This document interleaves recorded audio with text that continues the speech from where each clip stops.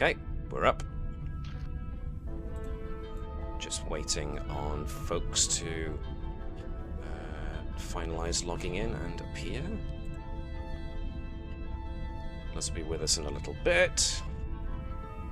So, most folks are in by the looks of it. Everybody hear the plinky plunky sirenscape if they want to.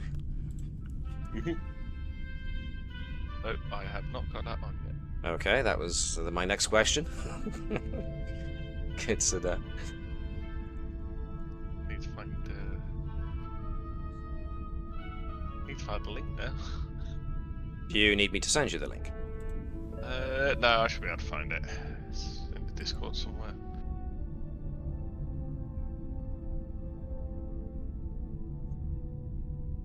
Okay. Yep, found it. Found it? Excellent. I sounded very North London then. Found it.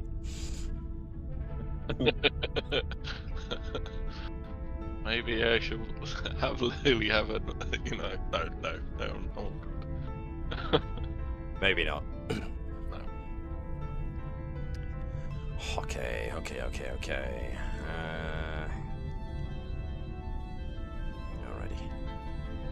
I can't remember where we were. Well, that's my job, really, isn't it?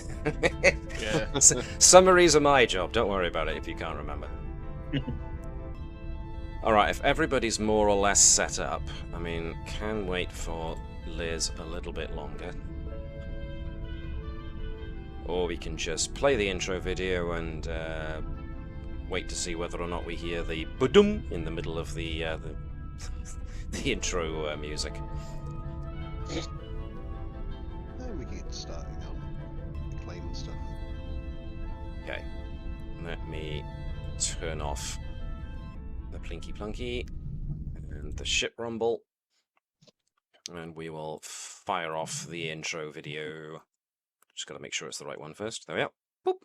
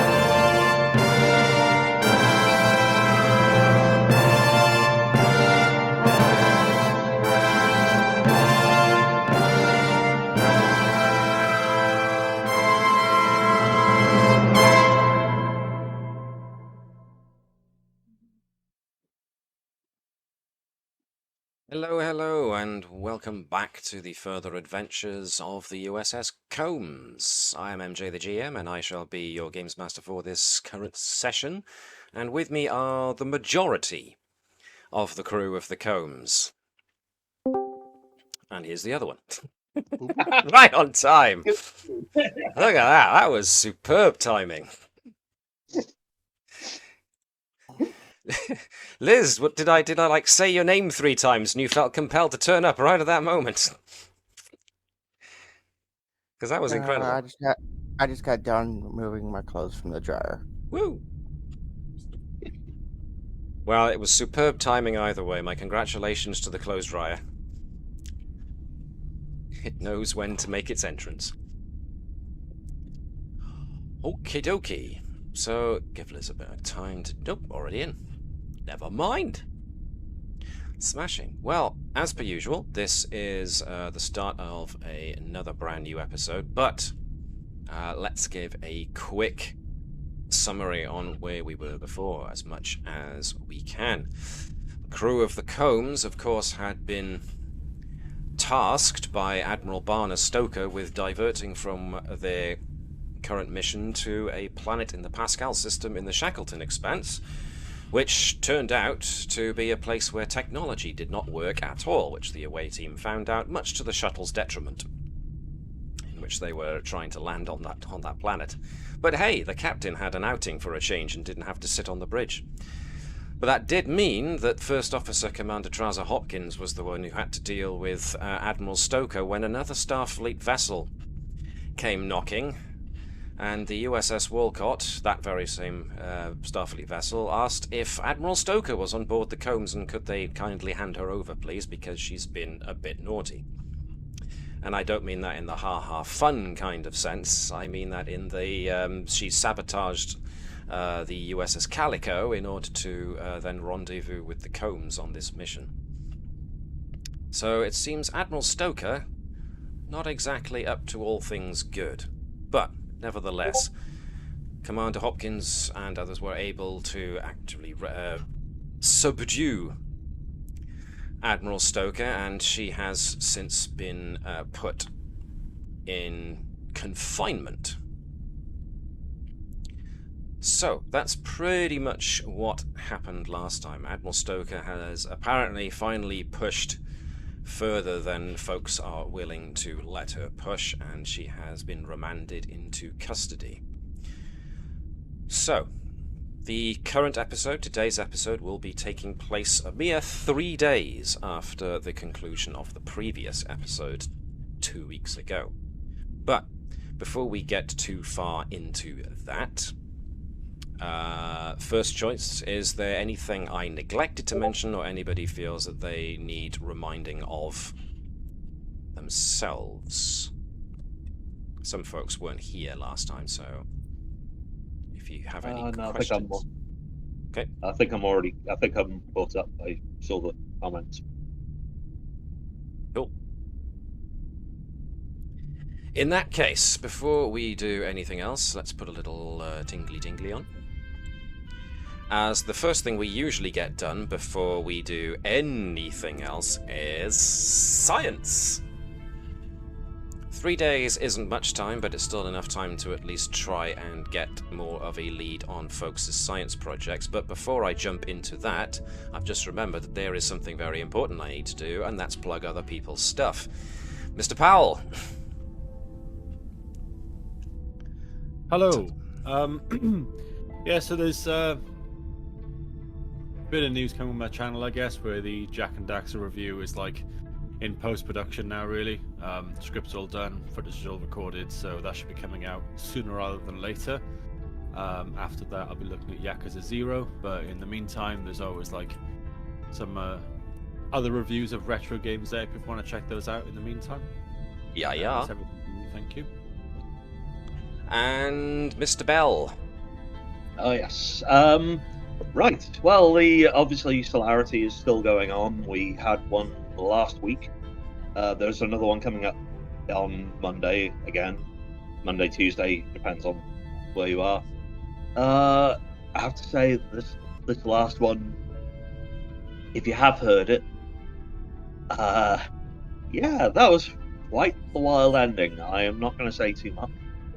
But there is one other thing. I have another project coming up. Oh? Can you actually talk about it this time? Oh yes, this one I can actually talk about. It's coming out on the 2nd of February. 2024, for those who are watching in the past. Yep. Completely different thing entirely. It's a project called Midwinter. It's an audio drama called Midwinter. And it's basically like a Nordic Game of Thrones.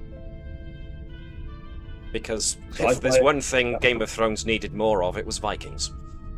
Oh yes, and I play an advisor called Svikari. I think I said that correctly, but we'll get on to that. Yeah. So that's coming out. The first episode of that is coming up next week. We'll have a link as soon as it's available then. Yep. I will send it to you as soon as I can. Excelente. Nice. Thank you, folks. Anybody else got anything they'd like to plug? I'm gonna go with a no. Alright then, let's get on to some serious science! First things first. I believe our chief engineer was still working on that cybernetic implant. Hey. So, we were on AI programming, if I do believe, as a means of trying to achieve what you wanted to achieve. Yes. And live long and prosper to you too, suitable substrate. Thank you very much for tuning in. So, yeah, so you were working on AI programming as a way of doing this. So, this would be a good time to pull in any help you want. So, to make this easier, let's move everybody to Deck 1, the bridge, where we keep our cohort of not only player characters, but also supporting characters. It seems like everybody's got a posse now, except for Flask, he's all on his own. Oh. Technically everybody else has to come to Flask, so everybody is Flask's posse in a way. I'm just saying that to make him feel better, though. Except for Hopkins. Hopkins, well, you know, she's second in command, so, you know. Again, everybody's Hopkins' posse, technically. But there is the security posse over there with the Klingon tactical officer, so... nevertheless, science still has it won by numbers alone. Not to inflate Connie's ego, but, there we go. Please do. Alright, so the wonderful science department can be called upon to help anybody, but of course we're talking about our chief engineer at this point, and anybody that the chief wants to bring in on assisting with AI programming. Which means pretty much anybody with any kind of focus in computer programming would also be a good idea, I suppose. I think I'm going to go for the two I had last time, which was, is it Rihanna? Rihanna? Which one are we talking about? My new underling.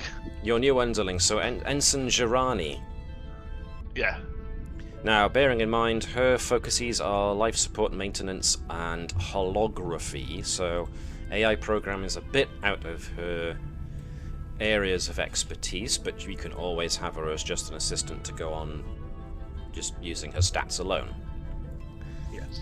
And getting the captain involved. I believe he can, you know, he'll get this eventually. I believe at one point the captain will actually contribute something to this. Yes. We have faith in our captain. I do, yes. Maybe a little too much, but here we are. Okay, cool. So, let's have Chris Bell. Maybe if you could be our Andorian engineer. Okay. Just confirm that you can open up a character sheet. Yep, got it. Excellent. So this is going to be reason and engineering. Girani is going to be rolling 1 dice because she is assisting and she's got no focuses to help, so it's just going to be that. Whereas Liz, if you could take control of Captain Sobek for me, please. He is likewise going to be contributing reason and engineering, but he has got invention as a focus, which can be used for this because we are inventing something new. And Tavish herself, of course, will be rolling the 2 dice and has got AI programming as a focus. So there's Sobek once again, all keen. However, Ensign Girani, with no expertise in anything whatsoever, is very much a lot more productive than the captain. Yikes. Poor Captain Sobek. He's used to sitting around giving orders, telling people what to do. He's not used to doing things anymore. But nonetheless, 5 successes overall is a heck of a good amount of progress to make in 3 days. Excellent. So you're very close now. The models are locked in, the code is all done, the test models are all running, and everything seems to be going fine. The next step, of course, is actual creation and implementation, but, of course, not the actual thing itself. This is still very much the hypothetical phase before it becomes an actual working theory, but you're very, very close now. Very, very close to the end. All looking very good. Tests are coming back positive. Safety measures are in the green so far. Okay. Groovy. The only other science project we had going on at the moment was Flesk turning his little bioscanner droid helper into a first aid drone. Yay. So, who would you want to assist on this? So, obviously Tabish and Jirani and the captain are no longer available, but you've got Ensign Kenson. Which I still cannot say without chuckling. You boggers. Say, go on, sorry, Mark. Ensign Kenson, and if Gurkau is able to support on replicators. Alright, yeah. Because we are looking at replicator tech as the means forward at the moment. So, reason and science. So, Kenson, again, does not have focuses that apply to this. So, Mr. Powell, can you be Ensign Kenson for me, please? By all means. And Roll Kenson us one is play. just rolling 1 dice and is just using reason and science. Although a play could be made for reason and engineering, since you are technically creating a physical thing. So I will allow Kenson to use engineering instead, actually. Cool. Gurkau doesn't have anything on replicator tech, but we do have that one can be used in any situation practically focus. I think somebody has hit upon the god focus. I think that's why I have to. You got a lot of things happening with replication. You need to make sure you get the right thing right. Yeah. The probability of getting it right. Of course. So we got 1 success already from Ensign Kenson. So 1 dice with a focus, reason and science from the head of science herself. Ooh! Not so much. Maybe she's not as interested in this as Flesk hoped she was. Whereas Kenson's like, yeah, cool, man. Alright, and 2 for Flesk, which means 3, which means progress. Still very much progress. Roughly halfway there, you think. Yeah, so you've already looked at AI programming and power systems as a means of getting at this, which have all been very useful in trying to miniaturize replicator technology and the power that it needs to draw upon, because it needs to be able to not only compute and hover about, but also now replicate. So you've now got a lot of fanciful data coming your way, but I don't know, maybe Gurkau was thinking about that Dabo game she has yet to have with the rest of the crew to fleece them of their money. She wasn't all there today, but never mind. Progress has been made. So yes, Flesk, halfway there maybe. The hypothetical models are now being investigated and the simulations are currently being run. All very good. Okay. Now, is there anything else anyone else wants to start on with their own scientific projects, or are we putting those to one side? Okay. No other science. Alrighty ho. I did hand out acclaim and milestones, but those don't need to be factored in today. But as long as they are done, as long as at least the any acclaim buys you want to make are done before the end of the current episode, which, depending on how well you do today, we'll see. Usually takes two sessions to do an episode. So unless anybody's got anything they want to spend right the heck now on their acclaim, it can be banked for the time being. Ooh, that was 2 Ers. Three Ers. 3 Ers. All right. Well, the first I heard. There's another Okay. I kind of picture this as folks raising their hand up and going, "Sir." Right. The first I heard, I think, came from a Dave. I would like to get the Starfleet Medal of Honor, please. Starfleet Medal of Honor. Custom with all of my acclaim. All of your 5 acclaim, no conditions. Once per mission, you may gain 2 bonus momentum on a successful task that may not be saved. If you earned this multiple times, the benefit may be during. Ooh, okay then. Okay, so remember to knock down the amount of acclaim you have in your character notes in the journal section, and feel free to pull over Starfleet Medal of Honor into your character sheet. Okay. No problems there. The second I heard sounded like it came from a Connie. I also would like the Starfleet Medal of Honor. I'm sensing a pattern here. People have hit upon the Uber talents to get. Like that Legion of Honor that everyone realised they should really, really get. Mm-hmm.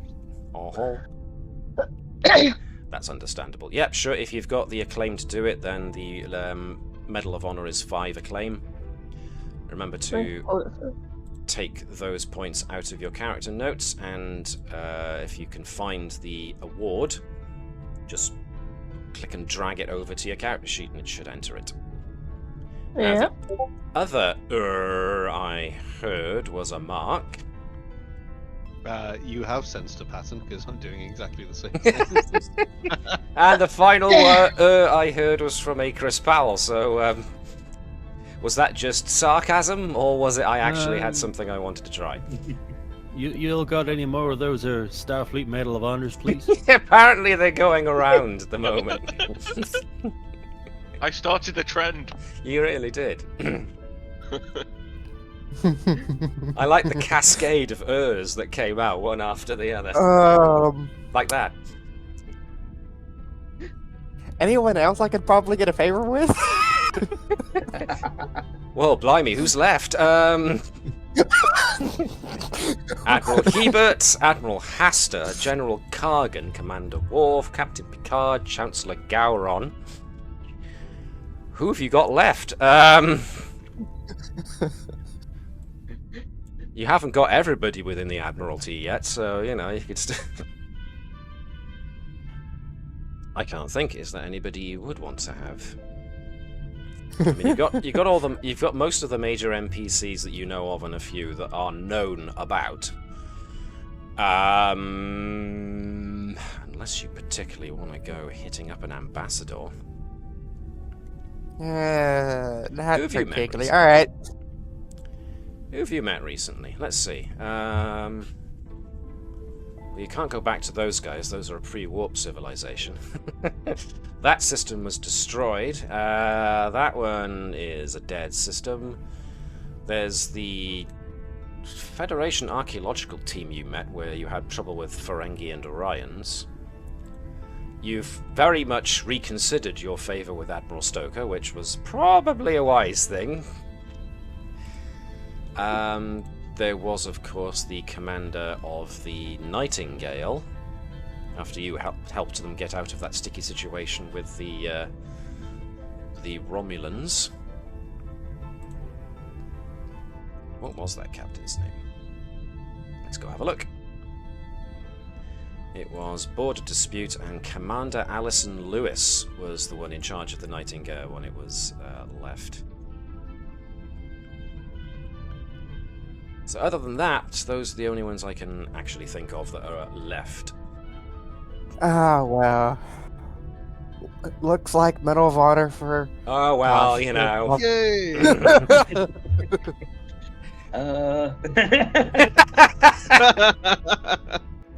Go on, you've earned it.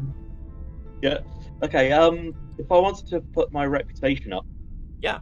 How would you do it? Looking at my notes, I got, let's see, 6 minor milestones, 2 medium, 1 major, and 5 acclaim. Okay. So, if you wanted to up your reputation, you have got exactly as much as you would need right now. In order to go from 4 to 5, which is the maximum, you would need to pay the one you're going towards, which is 5 in this case. If you've got 5 acclaim, you can buy 5 reputation. Okay, I'm going to buck the trend and put my reputation up. Okay, groovy. Which means that... Yep. who else has got a reputation of 5? You do. So, let's use... Okay, I'll just amend my notes then. And whilst you're amending those notes, I will give you the text necessary to show that you have a reputation of 5 and what it means. There you go. So you've just changed it to 5. Let me change the text that tells you what it's about. There you go. Exemplary record, numerous commendations and decorations, and all the rest. Very good. So everybody's got the Starfleet Medal of Honor, yep. So you've got all those extra bits and bobs. But, you know, you all did very well last episode, so you earned that 5 acclaim. And you've used it.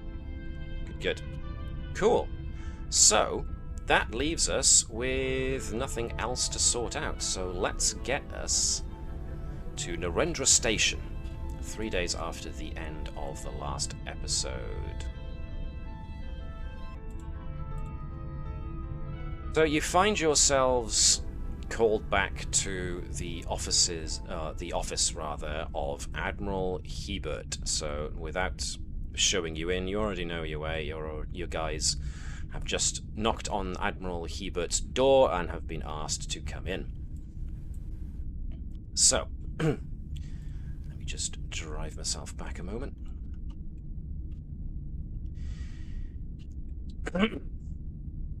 Excuse me, it's taking a while to get here. Where is... Good grief, I've got a lot. Narendra Station, there we are. So, you guys have been on basically, not exactly shore leave, but you're not going to be on dock, you're going to be on general.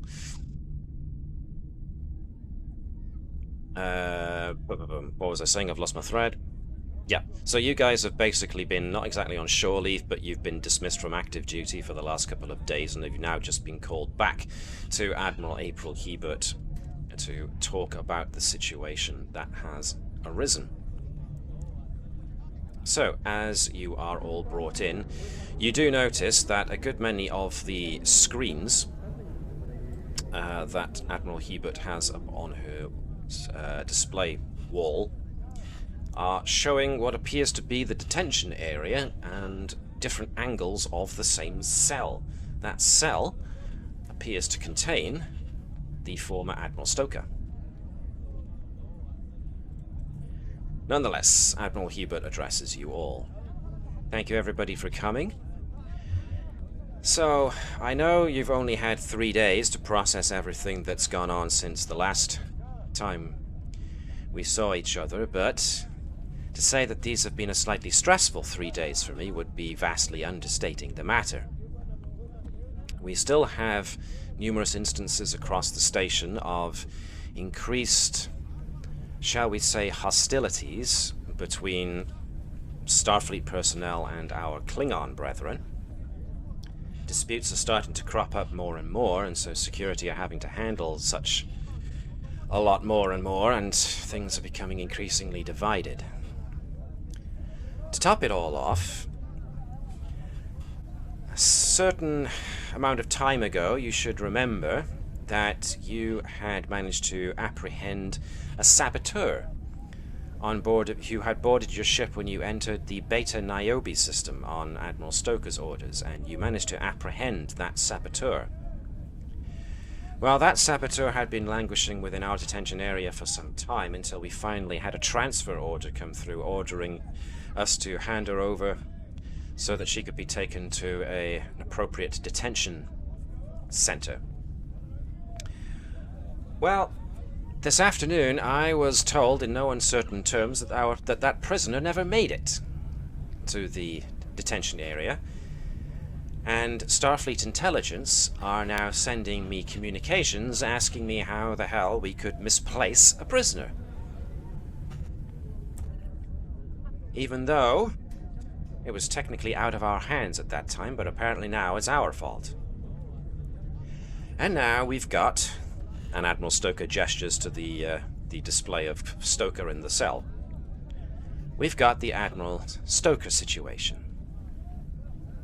At first, Stoker was coherent as she was when you marched her off of your ship when you docked back with us. But about a day or so ago, she started to deteriorate, and your counselor, Sax, who I brought in to help in this regard, can attest to this. She started getting agitated. Stoker, pardon me, Hebert, leans down and starts to bring up more security footage of Stoker, but these are time-stamped from like a day and a half ago.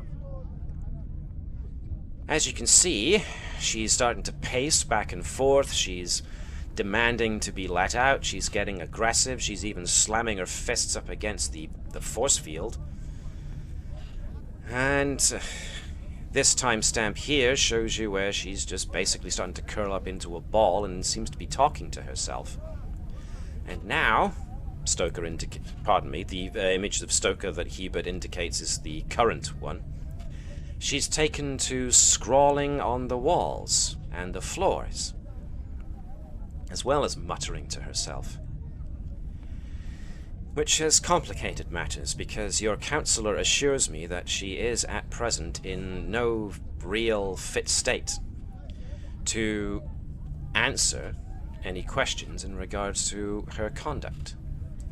Which is a damned shame, because Starfleet intelligence are using the mess up with the saboteur prisoner transfer to demand that they be allowed custody of Admiral Stoker to find out exactly what it is she's been up to. Your counselor Sax says that she needs to be treated first before she can be deemed safe and sane enough to travel. The Admiralty are just basically asking me the question of what the hell is going on, because apparently Starfleet intelligence are onto them about this too. So this is basically one big mess that I have been trying to help sort out for the past, I don't know, 36 hours or more, and I haven't slept a wink since. But the reason I've called you in here is, thanks to Dr. Taliaferro and Councillor Sax, we have made some headway with what Stoker is scrawling on her cell. For the most part, they appear to be nonsense equations, but there are repeated patterns of numbers that keep on propping up. She's even verbally repeating them. In consultation with Dr. Taliaferro, we have determined that those coordinates are, you'll be shocked, I'm sure, to hear, are the coordinates of a moon in the Shackleton Expanse. With reference to the data that you brought back from the Bacchus system when you gained us a snapshot of that system map that the monolith displayed before it was destroyed, with several points of interest highlighted, that moon that Stoker is writing the coordinates to happens to be one of those highlighted areas in the Shackleton Expanse. As such, the Admiralty and I have been debating this back and forth, and we've decided that we would really like to know what the hell's going on. So we are tasking the Combs, since you have had the most exposure to whatever the hell is going on out there, with investigating these coordinates. But there's more. Because of the suspicion that Stoker is maybe... she's either come across this information and is just obsessing over it to a point of delirium or whatever the hell's going on with her, or there might be something to what she has been saying with some kind of external alien influence. The Admiralty has determined that they would very much like the Combs to take Stoker with you when you investigate. But let me be clear. She is to remain confined to the brig and monitored at all points. Maybe if we take her to this place that she is scrawling the coordinates to, as well as whatever else that she's been decorating her cell with. Maybe it might break her out of whatever it is she's going through, and she could be cogent again, and actually fit to face questions over her conduct. So, I am basically asking you, not ordering you, to undertake this mission. So if all is well with you, Captain Sobek, and your crew, we're asking you to escort Admiral Stoker back into the Shackleton Expanse. If we have to take a mentally unfit potential saboteur, as Stoker has sabotaged a Starfleet vessel before, will we be getting a security detail to guard her as well?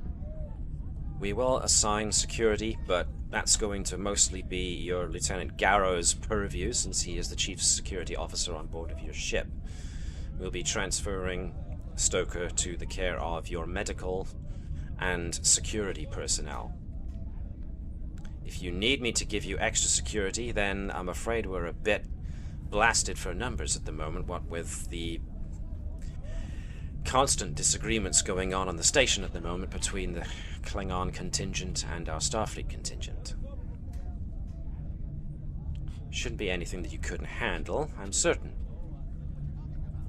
But if you really do need it, then I'll see if I can assign extra security detail to your ship.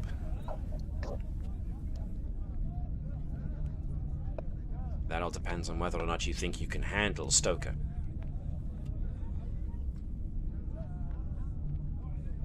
Well, if I'm not hearing any word Garrow, of... do you feel... Yeah, as Garrow, do you feel like it'd be useful to have an additional pair of hands? Definitely. Well, technically speaking, Garrow does have the talent Chief of Security, which means that while you are aboard the ship, you have an advantage called Security Detachment, which represents the ship's security personnel. An advantage that will allow you to lower the difficulty of any security-related issue by 1. Yep. So... Amen. Okay. Thank you, says Admiral Hebert. Hopefully this will go away to solving what the hell's going on here. You're definitely keeping Councillor Sachs on along the ride for this one. And, Dr. Sott, we're going to need you and your medical personnel to keep a good eye on the Admiral, just to make sure that she's not a danger to herself as much as anybody else. Yeah, of course. She In can be fact- treated to the legendary bedside manner of the EMH. Just like Commander Flask has attributed, don't let her get into any situation where she can try and sabotage your ship. Keep her closely observed. In the meantime, Captain, crew, get the combs ready for departure. Your coordinates are linked to the Soam Satgil system in the Shackleton Expanse. It should take you a good 6 hours to get there. Good hunting.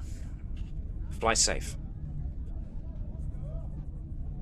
And so, we bring you back to the bridge of the Combs. So,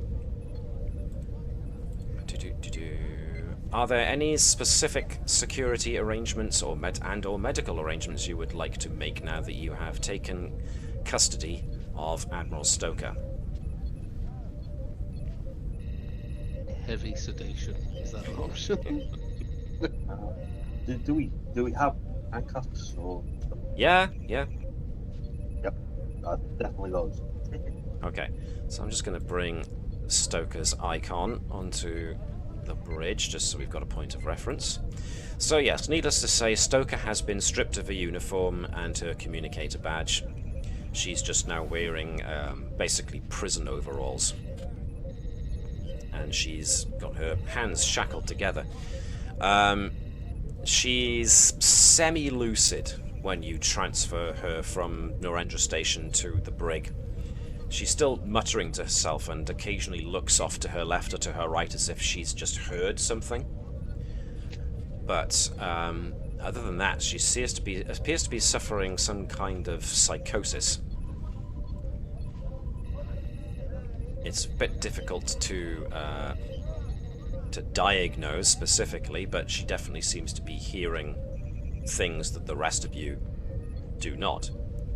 The cuffs, she doesn't put up a fight when you put the cuffs on, but she keeps on moving like she's trying to make notes or trying to write something down. So occasionally when you're escorting her down the corridors, she will stop and try and start punching in numbers into a wall console, which you have to physically drag her away from doing. But eventually, when you do settle her in the brig... Sorry, what was that, Chris? I was about to say to her, keep us up. Those hands are going behind your back. And she nods as if she understands what you're saying, but there's like... You can see the glazed look in her eyes. It's like she's only half there. Nevertheless, you do get her into the brig. Whether or not you're allowing the cuffs to come off or keeping them on while she's in the brig is entirely up to you.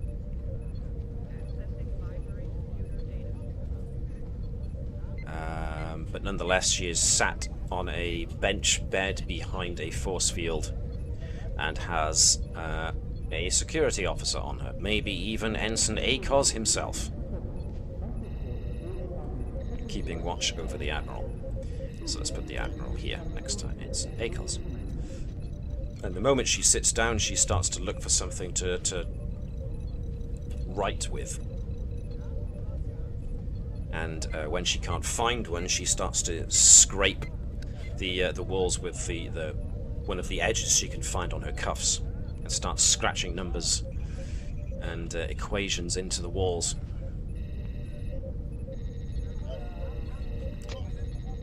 Meanwhile, back on the bridge. What was I going to say, sorry? It's alright to give her a writing implement. That's up to your security chief. And if Marcus got something to say. Potential. I'm intrigued as well, so yeah, I would give her. Seems to be writing something strange, but maybe give her a Sharpie. Those don't have pointed edges, pointed ends.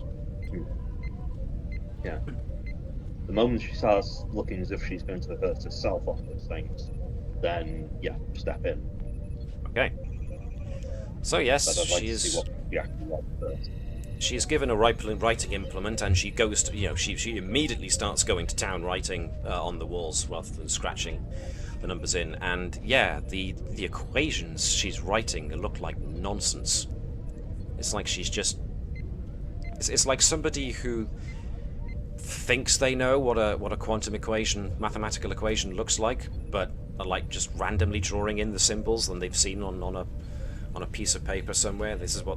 It's almost like what somebody thinks an equation should look like, but it's ridiculously over-complex and it's got far too many symbols and numbers and variables going on in there for you to keep track of, so it's like, lost me. But then as soon as she's finished writing an equation, she's then writing coordinates, which you recognize because that is where you are going.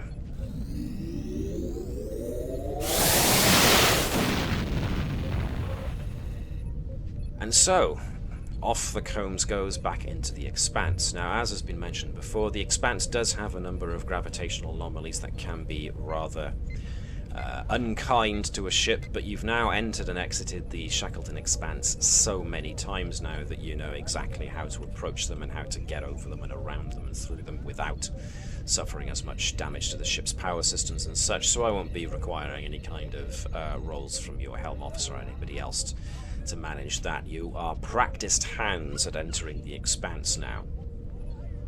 And so, you eventually, some hours later, come across the system in question. And so, come out of warp at the edge of the system. There appears to be very little to actually suggest the Soam Satgil system. The place is mostly a collection of 3 planets, none of which are M-class. The closest planet to you is the 4th planet, and that appears to be where Stoker's coordinates were pointing. The planet itself has a single moon, and that appears to be the moon that the coordinates are pointing towards. So, just going to give you a brief shot.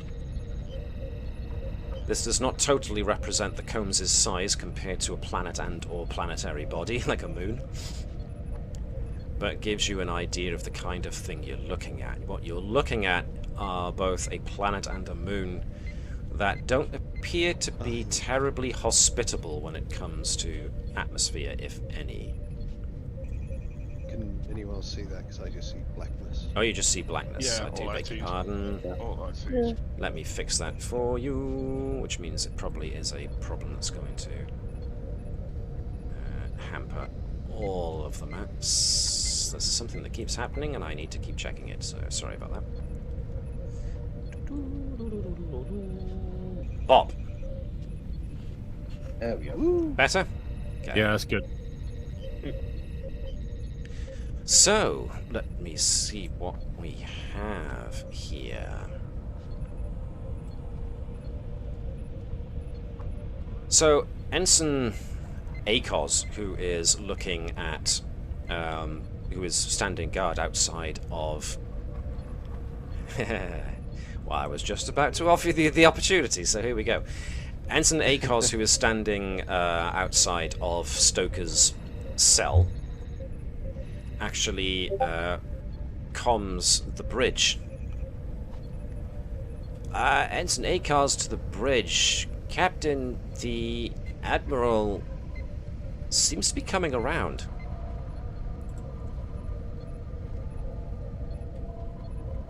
She's repeating the same words over and over at the moment, though. She seems to be stressing them to me. She's saying... Everything we need, everything you need to know is on the surface. We must get to the surface.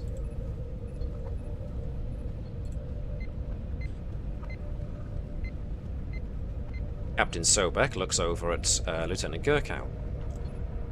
Lieutenant, scan the moon, please. Which will require a control and science check from our science officer, and aided. Crispy, if you could be the ship for me. If you know where to find the combs. Yeah, sure thing. Characters, or actors rather. Yep. Ships. Yep. So this is going to be a sensors and science from the combs, only 1 dice. Cool.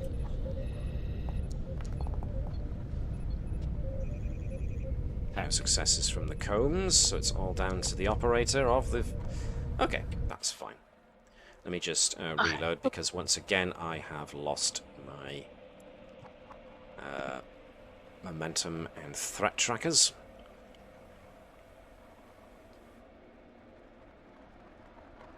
There they are. Okay. So it was basically what you needed, but if I remember, the combs, the advanced sensor suites reduce difficulty down by 1, and the high resolution sensors, while the vessel's not in combat, any successful assist gains a bonus momentum, so you do gain a bonus momentum. The sensors indicate there is technology on the surface, but no sign of life. Not even microbial life. Nothing. There's no power either.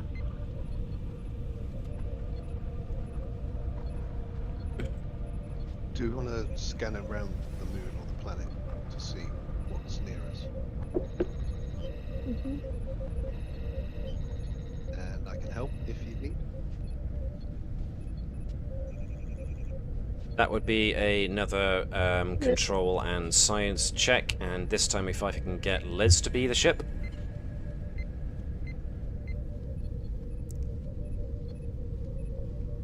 And that's going to be, again, sensors and science from the Combs, 1 dice. It's going to be control and science, 1 dice from Flesk. 2 from Gurkow, please. Yeah. You guys are just determined to use those sensors for extra momentum, aren't you? I was going to say I was going to use Medal of Honor early on as well. Oh! As a Liz confirms my suspicions. Okay, so 1 from Flask. Again, Liz, if you could be the Combs for me. Sensors and science. 1 dice.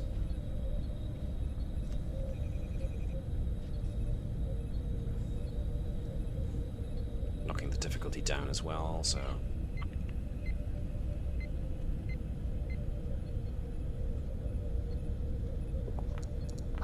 And, okay, the Combs is having trouble today. My Connie, if we goodness. could have... There we go, thank you very much. 2, so that's better. 3... You generate... the 2 that you generate cannot be saved. Oh, right, so... But you may as well hang on to that, unless you want to start using those 2 to ask questions. Not for now, I think I'll save Okay, it. so maybe hold on to Medal of Honor. That's the thing with Medal of Honor, the momentum cannot be banked. But you now got half a momentum pool. Okay, you get a bit more sensor resolution now, but it seems that the majority of your sensor scans getting a little bit of tiny bit of static from the system's star, which is quite active at the moment. Other than that, the moon, like I said, does show signs of technology on the surface. No power, no life readings. Does suggest an atmosphere of chlorine gas. But that's about it. Nice and clean. And then, of course, you get again another kind of a chime in from Ensign Akos. Brig to bridge. Stoker is getting more active. She's talking to herself, and she appears to be shifting languages, sir. I can't keep up with everything she's saying. She's speaking in lots of different languages.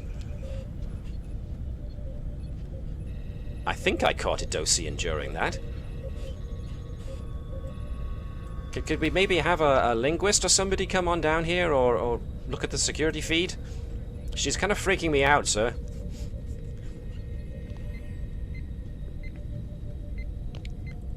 I'll come down with a. I'll try and find a linguist, and I'll come down there. You might already have one. Does our crew have a comms officer? You do have a comms officer. There he is, right Ensign there. Ravalon, right? Yep, Yeah. Ensign Ravalon. He is also a xenolinguist. So it looks like Lieutenant Garrow is up for escorting whoever wants to go down and have a word or have a listen. So how about we have Ensign Ravalon and Commander Hopkins go down, since they are both linguistics. Pokey-doke. Fadoop. So basically, Dave, if I can get you to... Dave?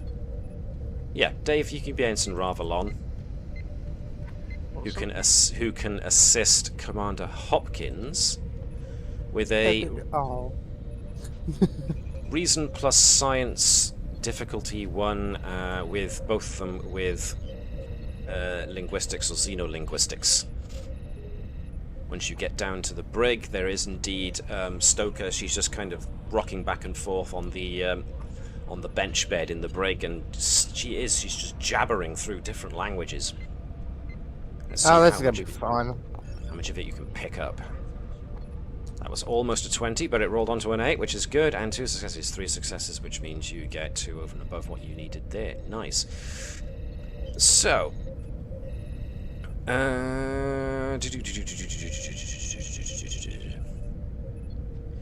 she's mumbling to herself, she's cycling through languages, and you pick up, in lots of different languages, rather than state which ones you pick up, you do pick up a couple, and you hear her saying things like, "This isn't right," or "It's too early," or "I can hear you, yes, I'm coming," and "Purge the lightning, purge, purge, purge, purge, purge, purge," as well as "Take them as you have me, all are well, will be well, have been well,"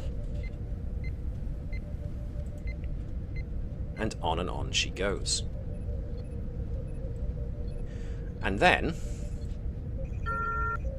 there is a sudden alert issued from both tactical and science stations as suddenly the ship gets hit with something. So if everybody can give me the Star Trek shake. No. That Sorry. is when...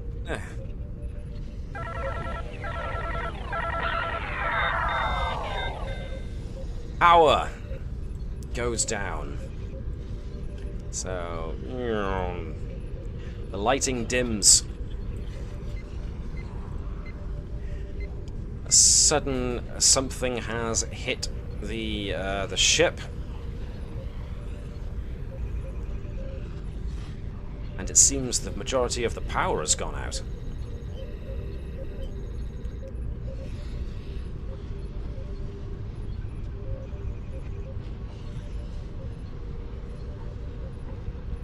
So, The majority, does that include life support? Thankfully, at the moment, life support does not appear to be affected. You can still breathe and you can still feel the artificial gravity. But the majority of the major systems have gone offline. What about force fields in the brig? Well, luckily you've got folks there to have a checkup on old Admiral Stoker, or Stoker as we'll now call him. The force field keeping Stoker in has disappeared, but she's still just sat there in the same spot. And it's at this point that she then stares up at whoever's there, which would at this point be Akos, Garrow, Hopkins, and Councillor Sachs. As she looks up at them individually with her eyes wide and seem to be a bit less foggy. "They've taken my mind for the last time. Our answers are on the surface. Please, I have to get down to the surface. It calls to me. Only there can we begin to purge of this technology, this plague, and bring peace back to our lives."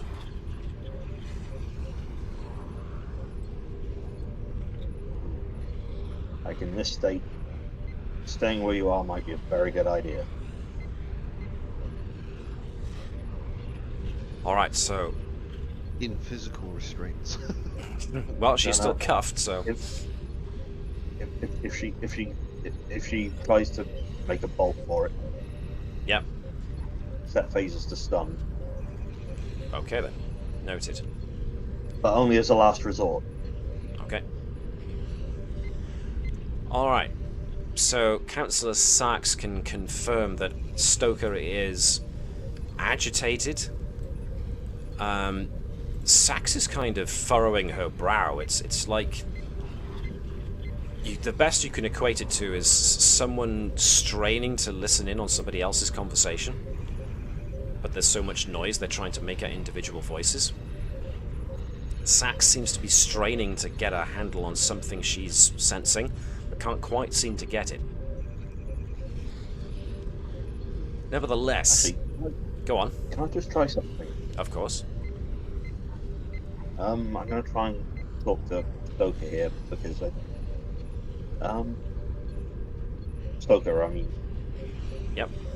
Am I actually talking to Stoker here? Or is there, someone else in there? Okay, so Stoker just repeats. If I can find the one that she said.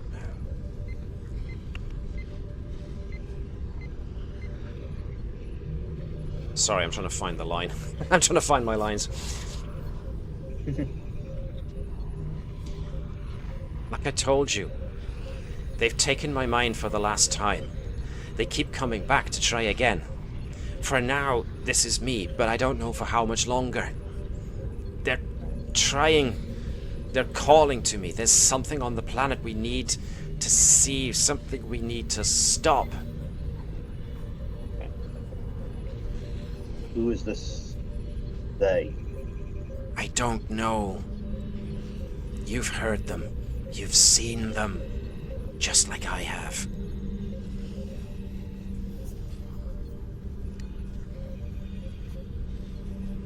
And she goes back into mutterings. Nevertheless, right now, Chief Engineer Tavish, you have got a ship without power. He is cursing pretty much nearly the whole crew at this point. Going, what have they done to my ship? I have a hyperspanner for whoever did this. Yeah. And that's when everybody gets this weird feeling as they feel their center of gravity shift, and the ship starts to what's the best thing I've got going on here? You start to hear like a creaking sound in the ship's superstructure, and you all start feeling your center of gravity tilt to one side. Anybody who is near a bulkhead or has any means of looking out into space notices that the moon you are in orbit of is starting to get a little closer. So you have a number of tasks going on here. Number one, get power back online. The crew are all starting to get a bit panicked, so somebody needs to try and calm the crew down. Before or after power is brought back online, somebody needs to do stabilization of the ship's orbit, because now, at the moment, the ship is going down. Well, and as far as Dr. Sott in sickbay, you're now getting folks starting to come into sickbay with bumps and scrapes from having been knocked into something or bumped into something when the lights went out, or a console shorted out on them, and they therefore have mild degree burns. So we'll get to Dr. Sott also treating injured crew as they are starting to come in. So Flask runs to help with power. Hopkins will try and calm the crew down. Okay, so Tavish and Flask, I suppose, work one is to get power back online. Insight and engineering, please. Is this an extended task? No. It is a very much have it happen now kind of task. Okay, I do have I'm only going to roll one dice, but I do have power systems as a focus. Alright, so Chief Engineer can roll 2. Would I know my ship come into play here? I know my ship is a way of determining the source of a technical problem, rather than actually getting something to happen. And the source of the problem, I have to say, is pretty obvious at the moment. The power's off. Okay. Fair enough. So Right. You don't need a talent to tell you that. I am going to use 2 dice then, and use my focus of power systems. Very good. So, 1 dice for Flask, 2 dice for Tavish.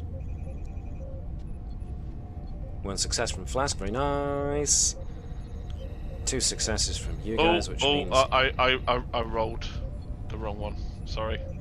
Reason and engineering. Well, we'll take the rolls anyway. A 4 and a 16. Insight and engineering. Your insight is 8, so that's still 2 successes. Full momentum pool. Okay. And that's when... the lights come back on.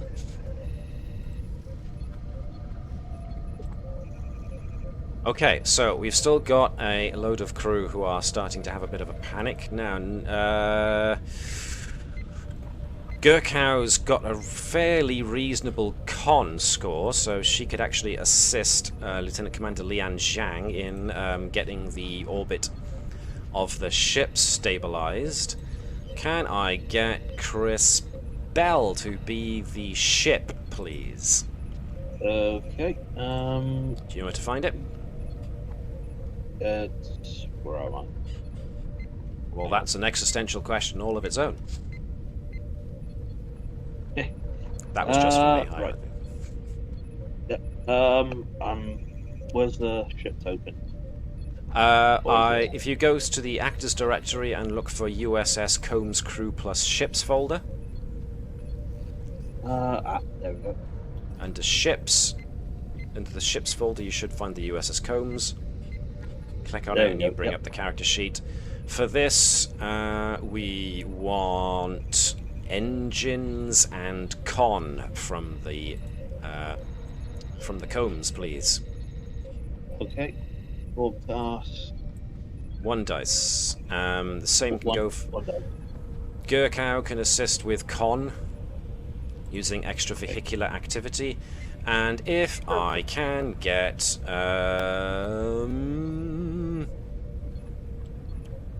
Mark. I don't need focuses or. No, not for a ship. If the ship develops focuses, then you've got an entirely different problem on your hands. The ships become sentient. Our ship's starting to become the Borg ship. Well, that's when you got to panic. That'd be the M5 in the series. Mr. Powell, can I get you to be Lieutenant Commander Lian Zhang and give me a control and a control and con task, please, to stabilize the ship? 1 or 2 dice, sorry. 2 dice, because Gurkhow is only assisting on this one. And by assisting, I mean Gurkhow is shouting, "That way! No, no, this way!" Yeah. Okay, cool. So there's a bit of a moment. Thankfully, the inertial dampeners and whatever, when the power comes back on, stop the whole problem of everybody leaning in the direction of the moon. But Lian Zhang, being the good pilot she is, she manages to stabilize the cones into a more, well, stable orbit. Thank goodness. So, I believe the first officer was going to try and calm down the crew. That's going to be a control and command task, please. Control? Damn. I was hoping presence. I'll go presence. I don't agree with that one. Presence and command. Why control? Because you're not controlling. Control is mostly your own self-control, whereas if you're trying to control others, it's more presence. So yeah, this is what you get from your reading. Okay, 2 successes. Very good. So basically, Hopkins basically tells everybody to, calm down, focus. You're professionals. We've done this before. Let's everyone get coordinated. We've now got We power. are Starfleet officers. For crying Exactly. out loud. We do not panic.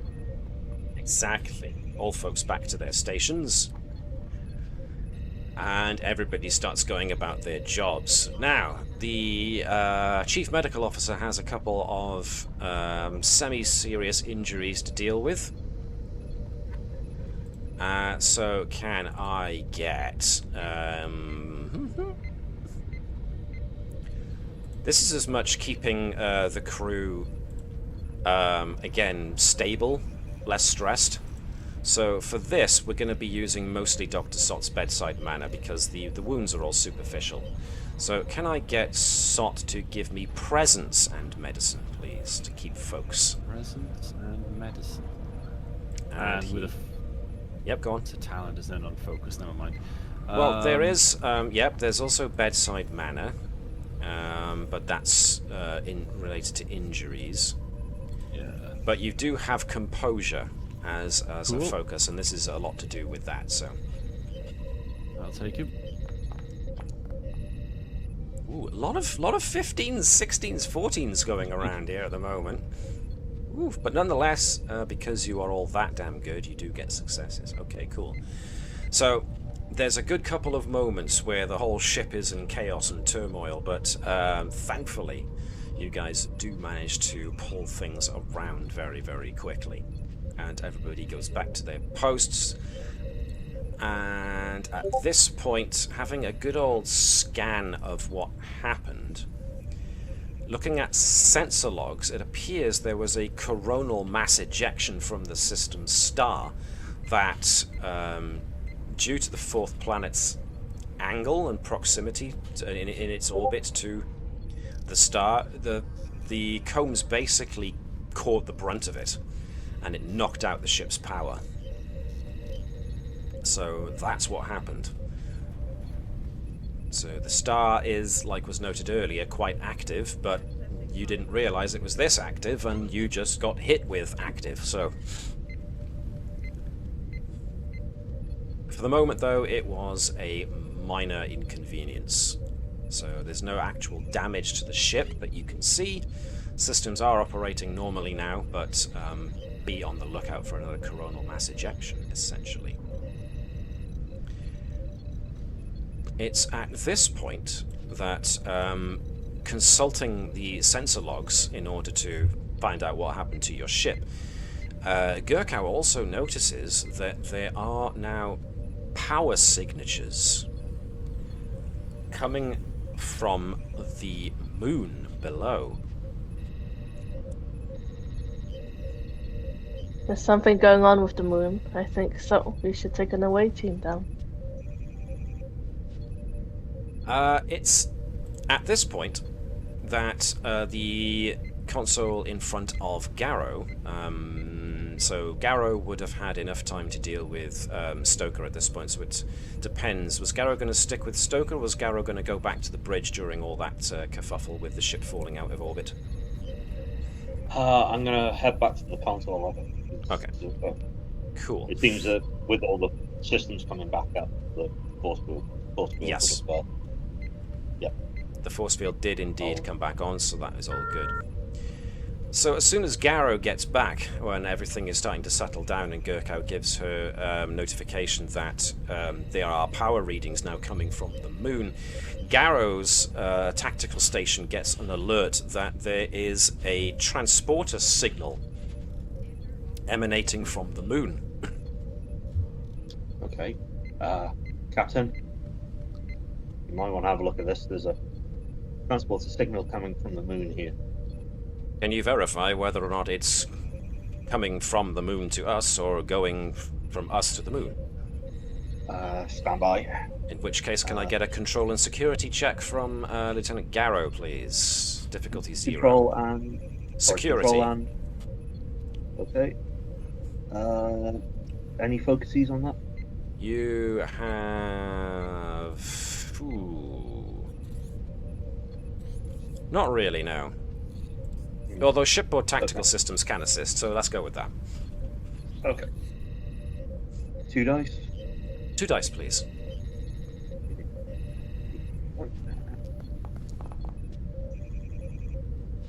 Okay. 3 successes. Very, very nice. Garrow determines very quickly that the transporter beam is emanating from the planet and is transporting somebody from your ship off to the planet below. And with 3 successes, you determine very, very quickly that the one being transported was Admiral Stoker. So they got Stoker. location. So, That is just so typical of her. Oh, that's Stoker. Well, if folks want to try and find out where she went, this is going to be... Let's see. This is going to be anybody using sensors. The ship can assist if you really, really want to, but you do have a full momentum pool if you really want to have a good old look.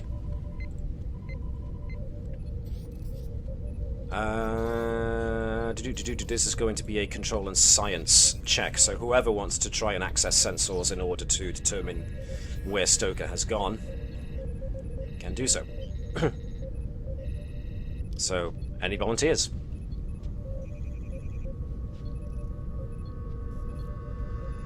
Is it a science and a... Well, it's going to be control and science check with any kind of focus on like transporter technology or anything like that will help. I've got a focus in transporters. I'm happy to control assist. line.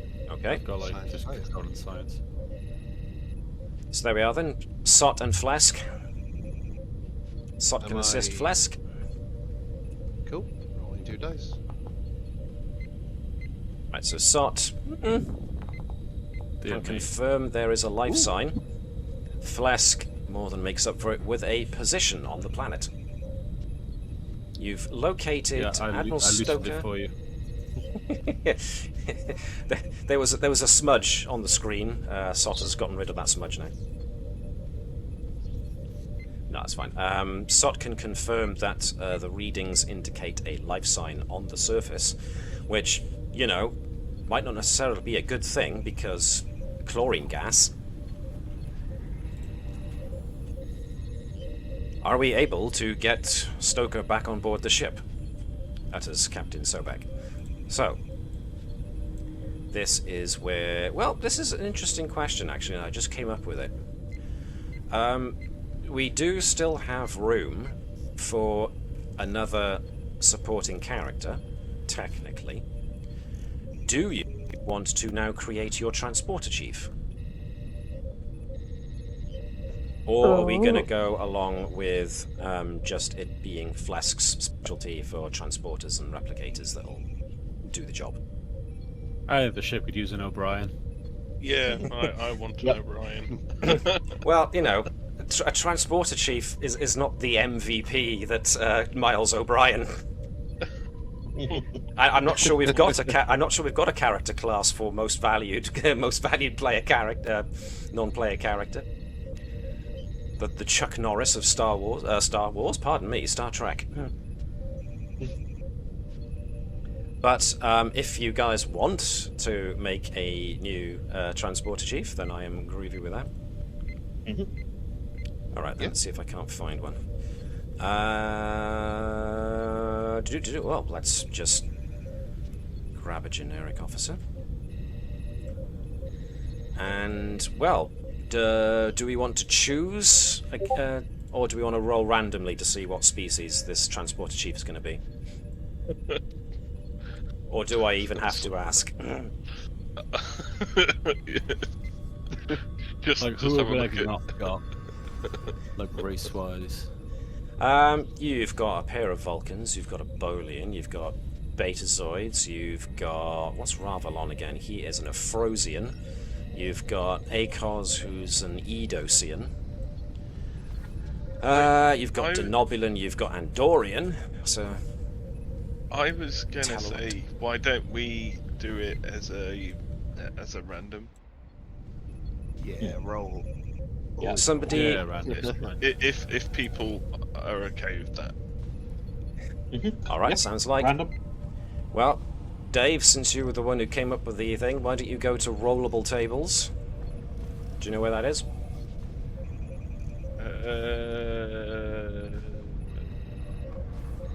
So to the right of the Yes, open found book it. icon journal, rollable tables, there should be a folder that says life path tables. If you- Species next generation. That's the one. If you click on it, it's a big old long table, but there should be a button that says roll. And that should randomly generate the species. Benzite. Okie dokie.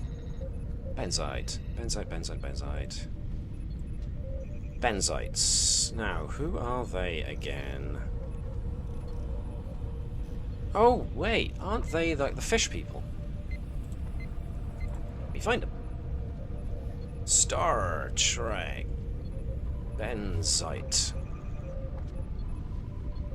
Yes, it is the fish people. The people who look like humanoid catfish.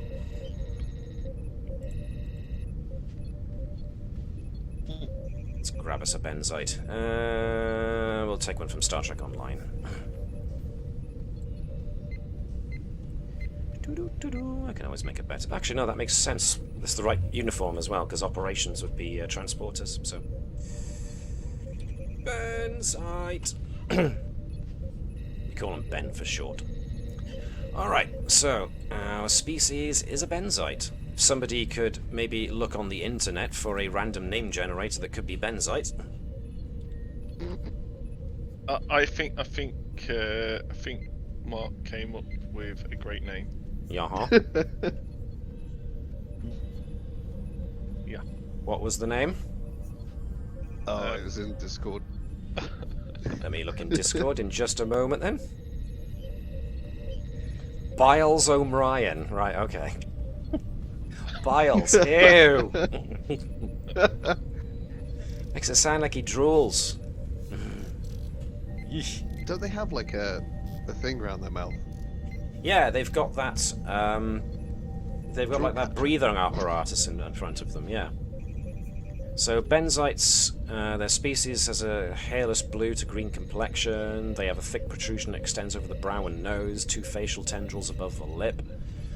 At 2370, which is like 3 years to this episode, Starfleet had trouble breathing a standard nitrogen-oxygen atmosphere and relied on breathing apparatus. Their apparent change in condition, which allows the species to go without breathing aids, is rumoured to be thanks to genetic engineering, though this is unconfirmed.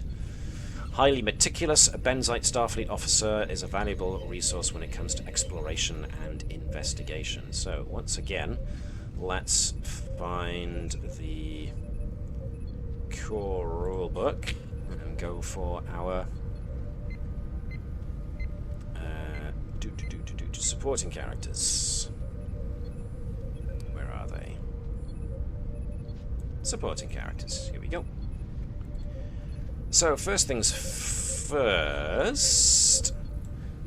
Purpose, well, they're the transporter chief, so that's what we want to do. A good transporter chief is probably going to be good at control, so I would suggest their score of 10 in their attribute goes to control. They have 2 more attributes at 9. Where do you want to put those? Benzites, transporter chief.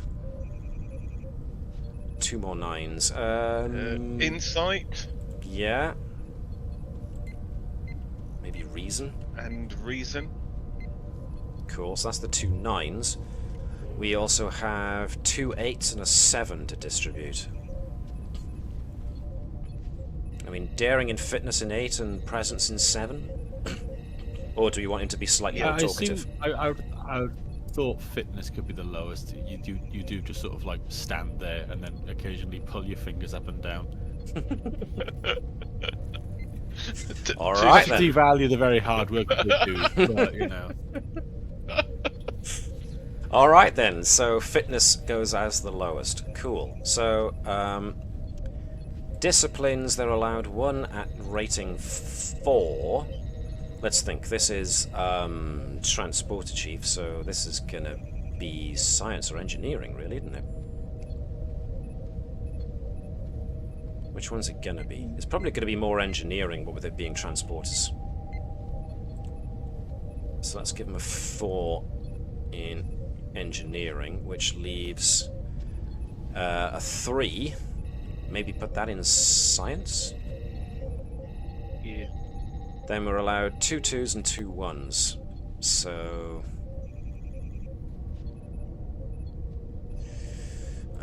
Con to... I don't know. What do we think is less important for a transporter chief to have ones in? Medicine, probably. Medicine. Command. Command. Oh. Command? Okay, so security and con get 2s. Cool. Okay. Do that. They're allowed... Because, like, I was going to say, every time that, a baddie breaks out of the brig, they make straight for the transporter room, and they always get knocked out immediately. Well, exactly, so... give them a bit of... Bit of woof. echo. Bit of echo on the back there. So they're allowed 3 focuses. I've suggested sensors and transporters for 2 of them. Not sure about the 3rd. What do you think? What extra focus does a transporter chief need? I mean, we can't give the focus on being Miles O'Brien because there's only one Miles O'Brien, so... What were the first 2 again, sorry? Sensors and transporters is what I've put on there, because you need sensors to know that there's something down there, and then you need transporters to get them to and from that location. Could we do something like calm under pressure or something like that? Just 'cause, like... Composure, then. Sometimes things go right. Composure, yeah. Cool. There's a U in composure, man. There you go. Cool. So we got a benzite. We need a name. Surely there's got to be a Star Trek name generator benzite. Let's have a look. Benzite names. Right, so I'll give you this link so that you guys can have a tinker to see if you come up with anything you like better than what I can see. Mosgid, Turod, Curtid, Querut, Jidut, Bodok, Bazrot, we call him Baz for short, Turlag, Zuntik, and Dender. Fish Breath O'Malley. Helping! Niles O'Brien. It's like his younger brother. Who has a wife we never see. Maris? Anybody who's watched Frasier will get what I'm talking about. But... Nice. Barkick. What was that? Barkick. Barkick. Barkick. Literally bar kick. You kick a bar. No, var. Var kick. V. Actually, I like that. Var kick. Dur. Dur. It's actually from the thing, I swear. I know. Or Some we of them could are have abysmal. Core quad. Godgad. Zonvagor! That one, that's it. Now it has to be Zonvagor. Zonvagor. Oh, Zonvagor. Zed. I'll post it in the Discord. Please. Sounds like a superhero. Zonvagor. Yeah, Nice. hard emphasis on that last syllable. Zonvagor. Zonvagor. It's like Trogdor, but the aquatic version. Oh my god, that's awesome. Zonvagor. All right, then transport to Chief Zonvagor. Let's do that. God damn. Are these all the extras from Star Trek Below Decks? Well, they're technically the extras for your show, so. And these the ones which couldn't get into Star Trek Below Decks? That's not for me to say, but okay. If you want to devalue your supporting characters in that fashion, then that might explain why Councillor Sachs was not quite so successful at what she was doing. But hey. Alright, so we've now got a transporter chief called Zonvagor. Let me make sure that everybody can access Zonvagor. I just love saying that name. Yep, all players own it. So in your supporting characters, at the very, very bottom, there should be a transporter chief Zonvagor. Oh, I need to give him his species-related bonuses. Come here, Zonvagor. So he gets extra control. Nice. extra insight. Very good. And extra reason. Smart dude. Talents. Well, he hasn't earned talents yet. You can earn a talent, Benzite talent, when now that you've used him for the first time. So, this can be part of Flesk's posse. Flesk has a posse at last. Yay! There we are then. Your transporter chief, Zonvagor. I need to make him some kind of war hero with a name like that. He was in the Cardassian War. He's been places. He's seen things. You weren't there, man. Saved his unit single-handedly. I think he should be the only NPC everybody respects. Well, yeah, you can't disrespect Chief Zonvagor. Everyone has nothing but respect for Chief Zonvagor. Well, but it's an inversion. Well, Ensign Aversion, he's cute and all, but he's not Chief Zonvagor. Nor should we expect him to be. It's putting an awful lot of pressure on Aversion to be like Zonvagor. No, the only other supporting character that should not be disrespected is our replacement tactical officer. Yeah, she'll headbutt you, so you really shouldn't disrespect. And, you know, the captain. Well, yeah. I was going to say, the list, starting from, like, the highest, you know, amount of respect you're supposed to be giving is first, you know, Captain Sobek, then, you know, Transporter Chief Zonvagor, and, you know, then Commander Hopkins. Okay, no problem. Well then, that was fun and all, but now we've got our transporter chief who can try and assist now with trying to get Stoker back. So one assumes the transporter chief is not actually on the bridge here with you guys, but for the ease of use, we can have Zonvagor himself here on the bridge so that you can access his token and therefore use him. So, who wants the privilege of being the first to use Chief Zonvagor? Oh, everyone's intimidated. I like that. Well, I can't be the first. It's too much responsibility, man. I'll use Chief. Go for it. Zonvagor. You'll bite the bullet. Can I get Liz to be the combs as well? Because the combs is going to be assisting with sensors and... let's go with security. 1 dice from the ship. Nice! Okay, sensor lock established. Can the chief get a lock? Well, if you can give me control and engineering, please.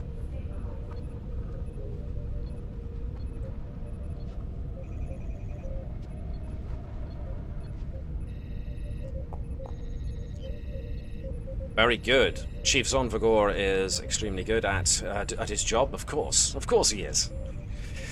So he confirms, yeah, I've got a lock on Stoker, Commander and Captain. I will beam her aboard shortly. And then he activates, and then he gets an alert. Whoa! Zonvagor to bridge. Stoker's no longer there. No, wait, I've got her again. She's changed locations, Captain. I will try again. Transporter locked. Beaming now.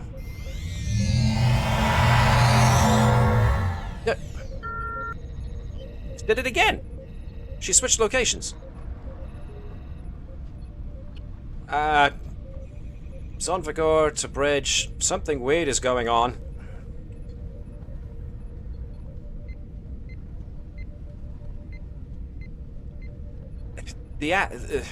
Pardon me, Admiral Stoker's location keeps changing. I can't quite explain it. It's like... her signal seems to be bouncing between different points on the planet.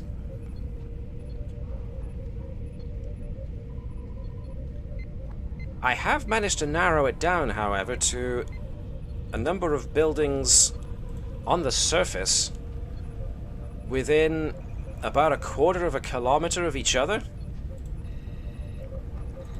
I can keep trying, but every time I think I've got a lock, something scrubs the transport and she seems to change locations. I don't know if you want me to keep trying or what.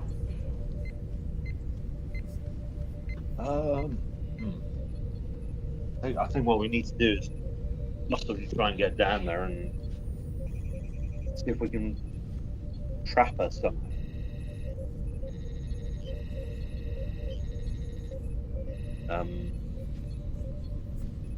Okay. I agree. You agree. Alright, so the next... Can we use those... Go on. I was about to say, well, what do we have in the items? We have those pattern enhancers. Can we use those to somehow isolate her in one spot? In order to use the Stop pattern bouncing enhancer, around again. you would need to get down to the surface, locate Admiral Stoker, and place pattern enhancers around her in order to be able to beam her back. One also has to point out... If we look at... Go on. Sorry. If we look at the pattern in which she bounces around, if we look at those sensor logs again, the transporter logs again, we go to one of those, at least one of those spots, maybe two. Sounds like a fair idea. We can set up a... The captain agrees. Okay. What So, is... Go on, Chris. let's take a look at those transporter logs first and see what location she pops up in when. Okay.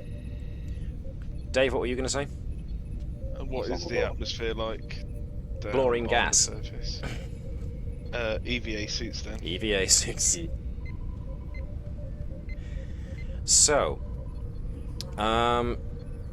the signal... Your new transporter chief, even though he's not new, technically he's always been there, it's just the first time we've seen him on camera.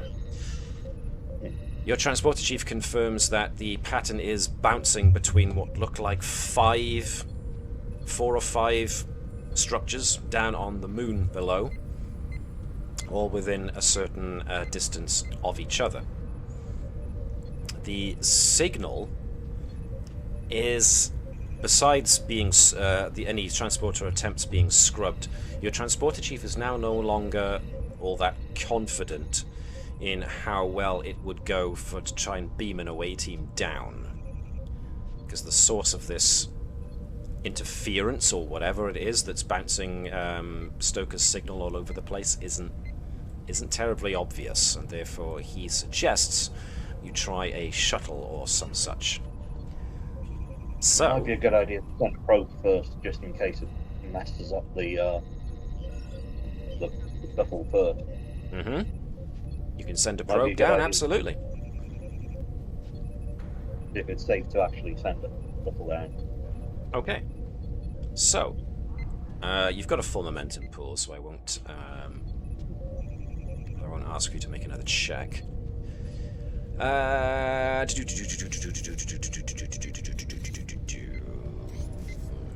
So the probe pulls telemetry back, and from what you can tell, there are a vast number of structures on the planet, but it appears to be pretty much deserted. There's signs of debris everywhere, so the place looks like it's been long abandoned.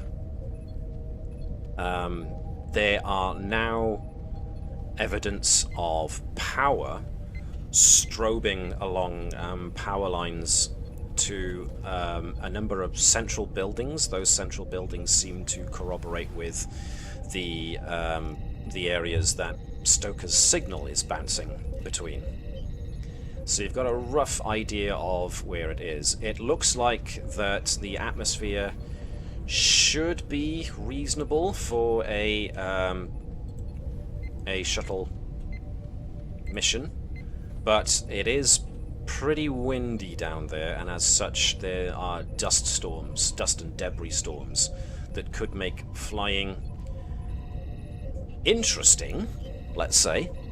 But the probe sent you telemetry all the way there down. As such, there doesn't appear to be anything that would suggest what happened the last time, what with something knocking out the shuttle's power and you having to crash. So, as such, with that information, how would you like to get down to the surface? Are you taking a shuttle, or are you taking your other ship? Shutty the shuttle? Are we taking Shutty? Or are we taking the Gweecher? Well, if we take the Gweecher, that is up to Elizabeth. Now, the Gweecher is a larger ship compared to a shuttlecraft.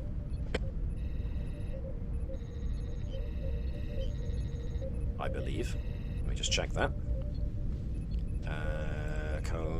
So the Gweecher is scale 2, a Shutty the Shuttle is scale 1. Yes, so depends on what you're looking for in a transport vessel. Do you want it bigger? I mean, and the tougher? Go on. the only benefit by taking the Grisha is we have more power. Yep. Stronger shields, more power. I'm sold. All right then. Very well, Commander. Put together your away team, says the captain. All right, so one assumes the usual suspects. So it all comes down to how many people you want. Now, bearing in mind, to all intents and purposes, like we've already noted, the atmosphere down there is inhospitable. A human outside in those conditions would last 2 minutes. How? Yay, EVA suit. How Stoker might still be alive down there suggests one of two things.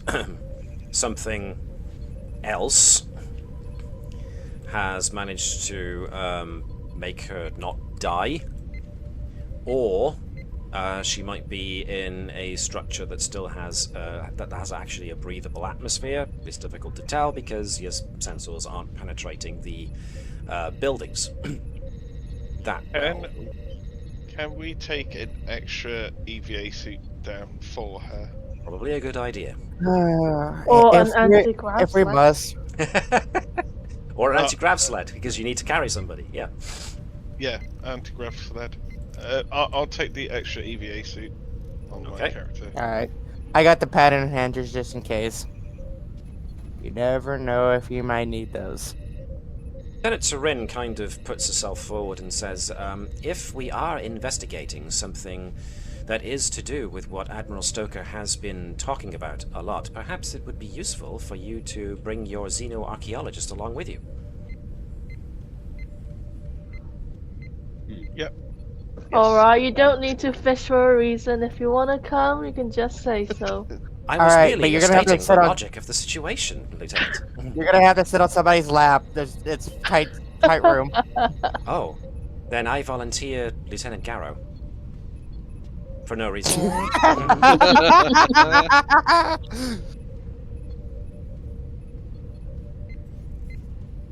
He is a larger man and therefore has a more capacious lap. I was merely being logical. Sure. Councillor Sachs is kind of smirking to herself over in the corner trying to mask it, but she's got a very knowing arch to her eyebrow. And Turin is looking about with you know, her eyes aren't settling on anybody. It's like, okay, you've got your away team. We taking the Guicha. Which point? Yep. I've got a little Luckily, surprise Guro's for you. small. She doesn't have to worry about it. In that case, I've got a little surprise for y'all. Welcome to the bridge of the Guicha. My seat. That's made my day now. That was the response I was looking for. I don't know which one's the engineering, so I'm just going to stand here. It'll be one of the back ones more than likely. The one that forces you to stand up. Tactical usually has a thing in front of it. This, I think I remember. Yeah, pilot's going to be in one. Operations is going to be one of the back ones, so Flesk is probably in the right place. Turin's like, where do I go? What do I do? There are lots of consoles along the walls. You can sit anywhere. Turin is very much sat with Garrow. Yes. Do Klingons even have like doctors, or do they practice the same medicine as school nurses? Like, oh, your arm's fallen off, just put some ice on it. I think Martok himself said that Klingons make great warriors but poor doctors. So they do actually have doctors, but they don't even bother giving you anesthesia. So you know, it's probably like Scottish doctors. Get on with it, you big bloody Jesse. I would love to see that. What, a Klingon doctor? No, a Klingon Scottish. A Klingon doctor. Scot. I think the universe would crumble under the weight of that kind of awesome. Sorry, Liz, you're about to say?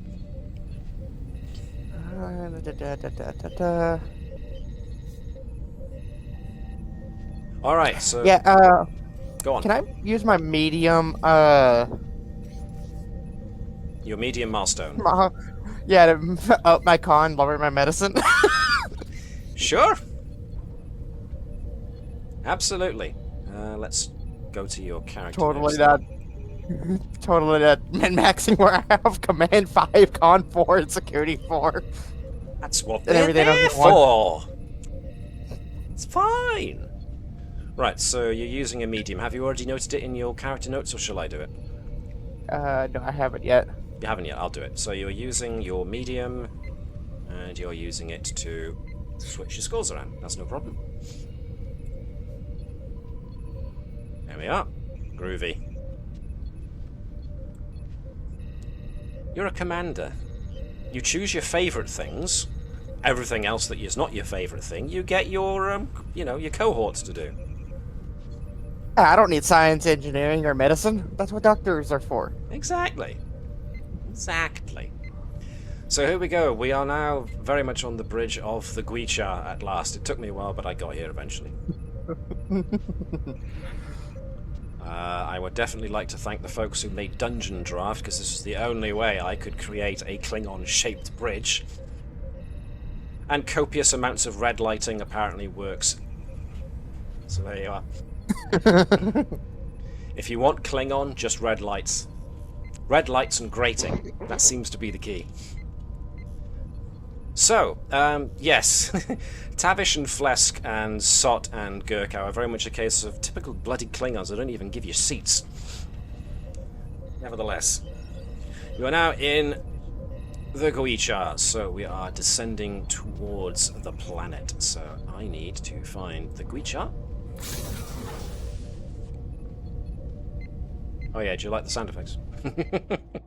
Sorry, yes. I just like the way they go ka-chunk.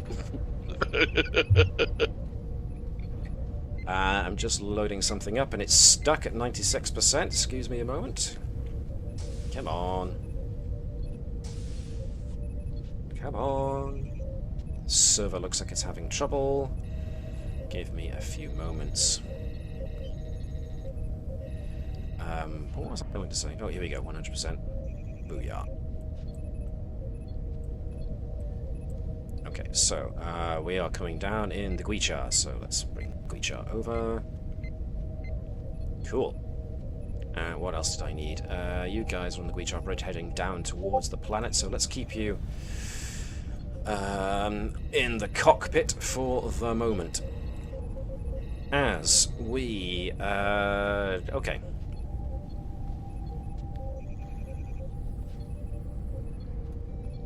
So as you descend down into the atmosphere... Sorry, what was that? I put it on the wrong character.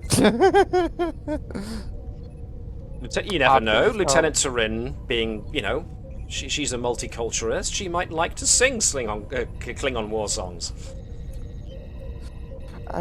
She feels it's culturally appropriate.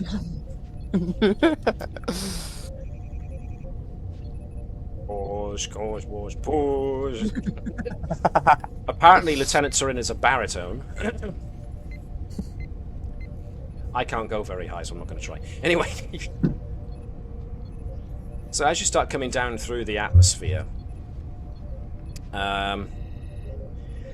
yes, you start to get indications of the cityscape on the surface, and it appears that the majority of this moon is just one big mass of buildings. There's very little in the way to suggest that any part of this moon has not been covered in civilization of some sort. So I'm going to give you kind of a sneak peek. So here we are in the Guicha, and I will bring your tokens into the map just so you've got an easy reference. So it's windy, but it's not wind shear to the point where you need to be overly concerned with it knocking the Guicha out of the sky or anything like that. But nevertheless, have we got everybody? 1, 2, 3, 4, 5, 6, 7. Yeah. So there are a lot of very alien-looking buildings down below. There's a lot of debris in the streets and intervening spaces. There's also, curiously, what looks like a lot of what appear to be like wireworks snaking around the place. Nevertheless, what draws your immediate attention are the 5 odd buildings who have what appear to be beacon-like pulses going out from the top of them. And these are the buildings that correspond to where your sensors were picking up Stoker's life signs.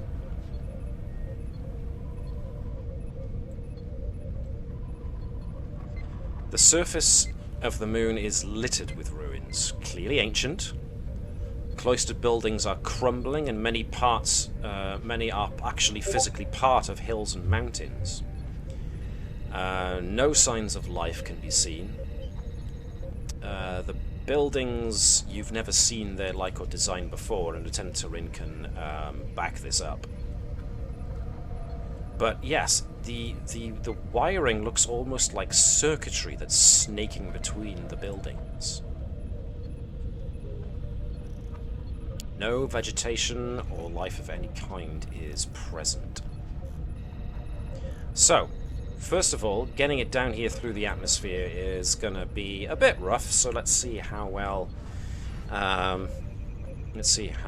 your pilots manage to bring this thing down to a safe descent. Can I get... Let's see, who hasn't rolled in a while? Well, obviously the pilot's going to be Hopkins, so Hopkins is going to need to give me a control and con task. And if... Connie, if you could be the Guicha for me. Alrighty. The Guicha is going to give me engines and con to see how much the power steering assists with coming down through the chemical clouds. Okay, I'm back. Okie doke. We're going to need Hopkins to give a control and con check, please, to see how well you pilot. Apparently the power steering is off today, so it's Not doing well today. it's all down to how well Hopkins can guide the ship down. As it turns out, very well indeed. Which means you managed to break the cloud cover and come into somewhat safer skies. So, you now have 5 blinking locations where the transporter signals or the life signs for Stoker originate from. You've got a choice of 5. Which one would you rather go for? Top one. Please, Bob. Any other takers? Turn off the. We keep the ship rumbles. It's the closest. So. The closest one. Okay. So, as the ship starts coming in closer, I like how you did that, but I am going to move you slightly back because something happens as you start closing in. So let's just put you that distance. As Hopkins swings the Guichar around and starts making for the closest of the whoops-a-daisy, wrong tool, buildings, bringing it around so that you can potentially land. Let me just shorten this a sec. As you get closer, what appears to be some kind of tractor beam pulses out from the building and starts guiding the Guichar down. So, again, can I have another control and con task from Hopkins the pilot? Can I get Chris Bell to be the Guichar and give me an engines and con check to assist? Okay, hang on. Just engines and con. Please. Check. Yep. One dice. Yep. 1 dice, please. Again, if... Alright. I'm Go using on. a determination to re-roll this. Okay, fine. Yeah, much better. There you go. Is it one determination to roll 1 dice? Yeah. You may as well re-roll the 19. And you get a 1. There you are. Worth it in the end. So that was a roll a challenge dice, actually, to see if you get it back. You do not. So you do still spend the 1 determination. But, you know, Hopkins has to keep up appearances here. Has to be seen to landing this thing. Her baby. The tractor beam cuts out as the ship itself lands safely inside. I will cut off the rumble as you power down the ship systems and basically now suit up your EV suits. Now, I didn't ask what equipment you were bringing with you besides the EV suits. Somebody mentioned the anti-grav sled, which makes kind of sense this time, so I am going to allow it without you paying momentum cost for it. But was there any other equipment you were looking to bring? Pattern enhancers. Pattern enhancers, that was it. Somebody's gonna bring. Hopkins has pattern enhancer, there we are. Yeah. I mean, I still have my mass spectrometer. Okay. So Maybe a transport inhibitor if someone keeps transporting Stoker elsewhere. That is a good point. So hang on, Did you put a transport inhibitor next to Stoker to stop other people beaming around, but then you put the pattern enhancers around Stoker to make it easy for you guys to beam in, and if the two of them are in close proximity to each other, the enhancer and the inhibitor, what happens? worry. Let's Tavish find out will later, sort it shall we? out. I thought I was going to say Tavish will sort it out. Tavish will wire them both up to the same power pack and see if they can share. Now, kids, play nice. I expect you both to do your jobs. At which point, Lieutenant Serin leans over and goes, "Lieutenant, those are inanimate objects and therefore cannot respond." Anyway, sorry. That was an odd little aside from me. Are we taking? Who's going to take the transport inhibitors then? I'll take it. Okay, here's your idea, so yep, cool. I can store it on the anti-grav sled when I'm at it. Why do I get the sudden mental image of Gurkha with these things on the sled, and she just kind of puts one foot on the back of the sled, of the anti-grav sled, kicks off with the other, and just goes whee! You know it. You know that's exactly what I'm doing.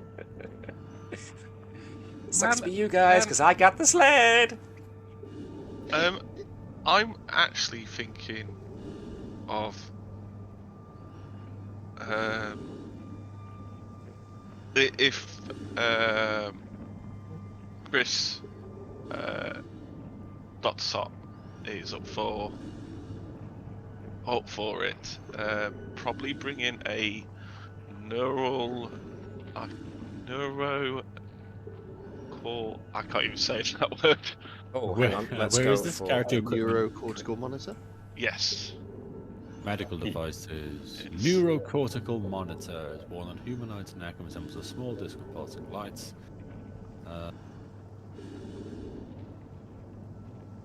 Yeah, okay. Just so. allows a patient undergoing observation to continue to perform normal duties. So it's basically like those devices that get given to folks who are being fitted with pacemakers for the first time. It just collects remotely the data from the pacemaker. So in this matter, neural cortical monitor is just a way of monitoring somebody's brain activity while they're going about their daily business. It just stores that data. So. We may be able to get that onto Stoker. Mm-hmm. Yeah, sounds good No to me. problem. Shall I just click and drag that into my inventory? Yeah, just drag it into your inventory. Cool.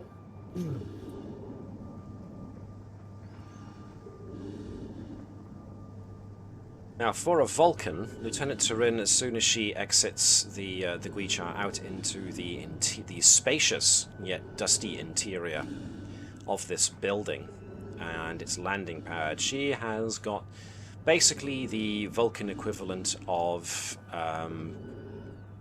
kid in candy store kind of eyes. She's not sure where to look first.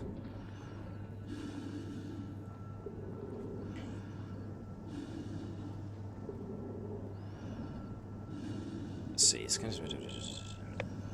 Scans from inside the Guichar confirm that the atmosphere is poisonous. You've got about 2 hours of air in your EV suits before the air scrubbers start having problems. Well, let's see. That data we got from the transporter. Can we overlay that over a map of this area? Yep, you are in one of the 5 locations that Stoker was supposed to be in. Okay. And the other place is pulsing blue with a kind of like lighthouse blue light were the other ones. A cursory examination of the space you are in shows this mostly to be pretty much what you think it might be. This is some kind of landing pad. And as such, there are facilities for, like, there appears to be a control panel for, like, air traffic control, monitoring, and stuff like that. No real sign of occupancy at the moment. Shall we go to the nearest one? Oh, I was about to say, if we're in one of those spots where Stoker materialized, I think we should at least set one of the traps up here. Set one of the what's up here? Sorry? I mean, if we set the pattern enhancers to try and... Oh, right. Just in case she ends up there. here again. Okay. Alright then, so it looks like Garrow is setting up one of the pattern enhancers here.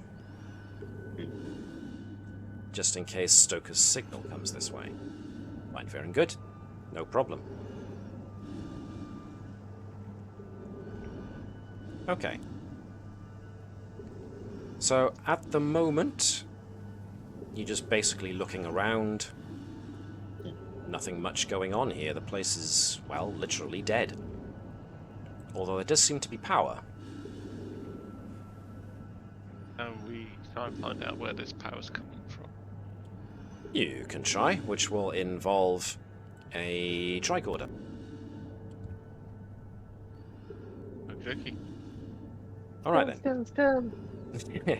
So if Tavish can give a control and engineering check to look for power sources. Would you like an assist?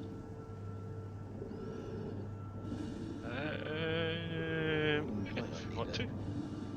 I can help. Anybody wants to assist, more than welcome to.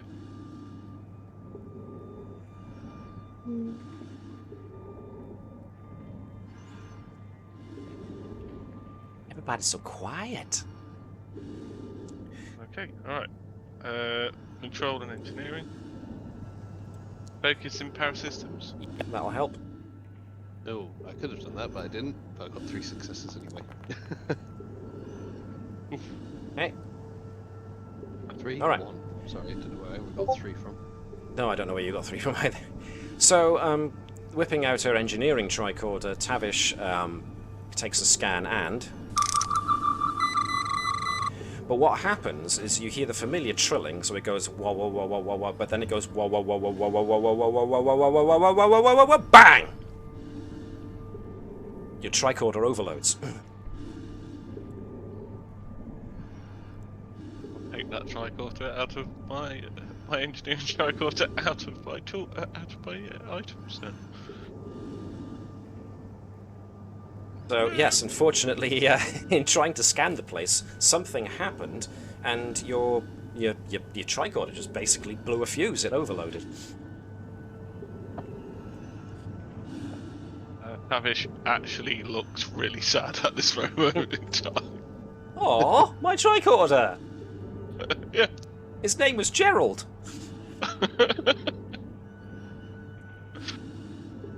I miss Gerald, the engineering tricorder. So, yeah, Flesk assisting with that. It looked like definitely that, from somewhere, Tavish's tricorder picked up a power surge, so, if Gurkow would like to give me a reason and science check, please. Okay. And you know what focus you're using, so I'm not going to even bother. Oh. That one.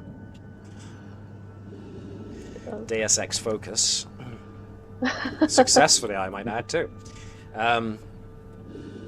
So, just quietly consulting her own instrumentation on her EV suit and maybe her own tricorder, Gurkow is picking up an excess amount of energy just in the air itself, which your instrumentation is picking up. In fact, you probably didn't notice it until now, but the heads-up display on the inside of your EV suit is ridiculously bright.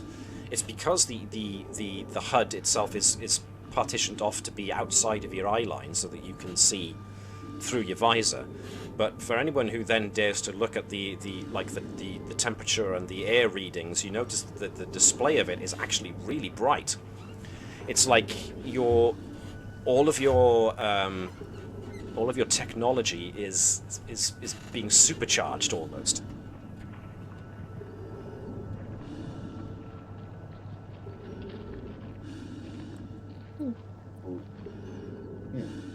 So if we want to use anything, we need to put them on 10% power. That's kind of a good idea, actually. Alright, should Tavish do the modifications? You can if you want. It should be fairly easy, but if you want to make sure that folks do it right. Yep.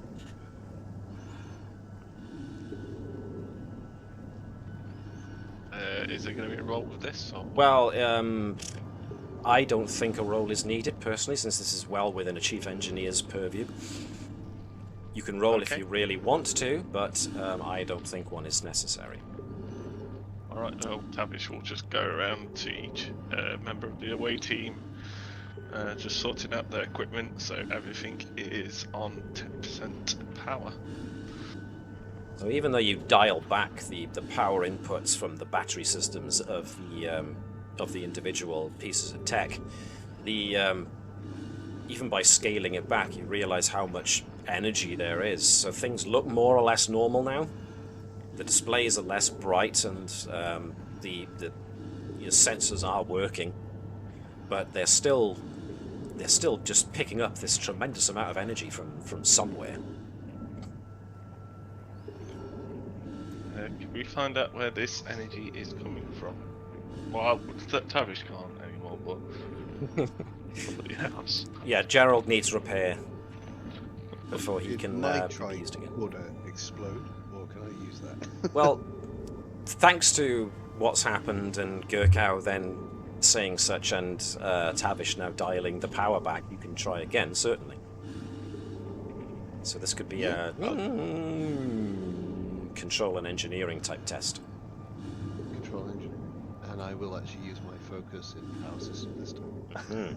So carefully monitoring the power system of your tricorder as you whip it up and give it a gold scan. Can I look over Fless' shoulder and help him? Which, is not... Hello there. Parent figure. Was somebody assisting you? Oh no one was assisting, it's a Legion of Honor. Okay. Dang. Almost got you. Did you want some help, Flesk? Too late now. You were looking Too over late his now. shoulder, you said as much. Which, with an EV suit, is actually rather difficult. But, yeah, scans indicate that there is power running through these buildings. They all seem to be pulsing. There seems to be power pulsing in a direction. The power seems to be pulsing along the strange wiring that's cabled everywhere over the ground. Weirdly enough, the power is pulsing down these wires, but away from this building.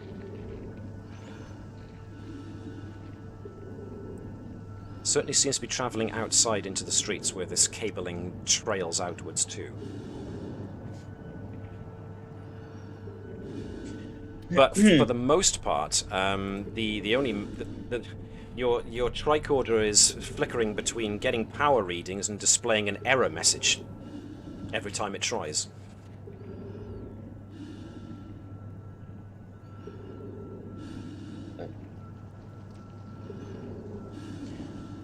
So, what would you like to do now? Go to another location. Okay. So to do so, you should be free to move. Travel outside into the area beyond, into the streets. So the Guicha appears to be nicely secure in its landing bay. There's nothing else around, no one else to nick it or anything like that. So traveling outside, you find that the exposed and frayed wiring actually has more of an appearance like ivy and vines that you would see crawling up the side of a brick or stone building. As you inspect the debris more closely, you also notice that the debris scattered around the ground looks like leaves. And a few of the narrow spires that crop up here and there can almost be identified as something similar to trees, but they appear to have been suffused and maybe even eventually replaced with technology.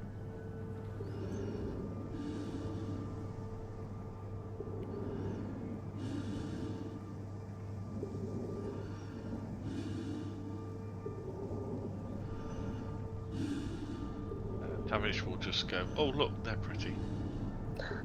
I wish I could scan them. I shall scan.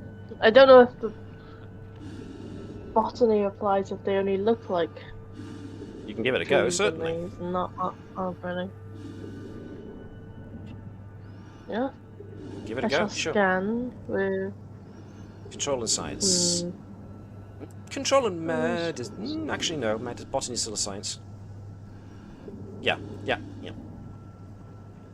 was going to say control and medicine, Don't know but no, I'll stick anyone- with... I don't know if Dr. Sott fancies having a go as well, but he doesn't have any focuses in this assist. kind of area, but Dr. Sott Control could and do it from a medicine. control and medicine point of view. Looking at it from the biological side of things.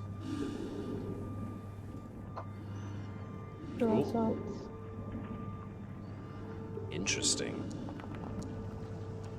Ooh, that was close. What is it with your rolls today, Connie?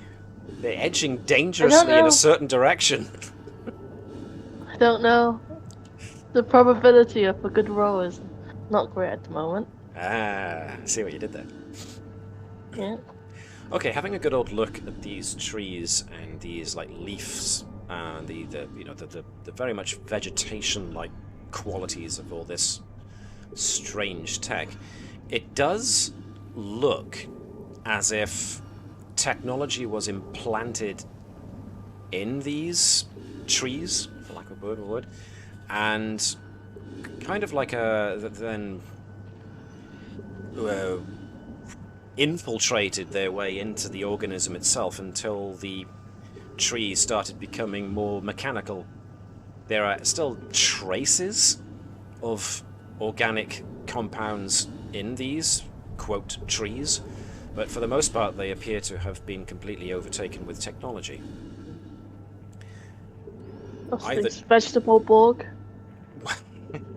Well, that's the question. You're not sure if this is if this is deliberate, if they were deliberately made in this fashion, or if something else did this to it. It's very difficult to tell. Nevertheless, these long, spiny vines appear to be kind of humming, like almost like a heartbeat. But it's a thrumming that seems to be carrying energy away. Some of this cabling kind of infiltrates, like in this case to the south of you, infiltrates buildings, snakes its way through windows, even manages to infiltrate some of the structure of the building, and then apparently continues all the way through it to come out the other side.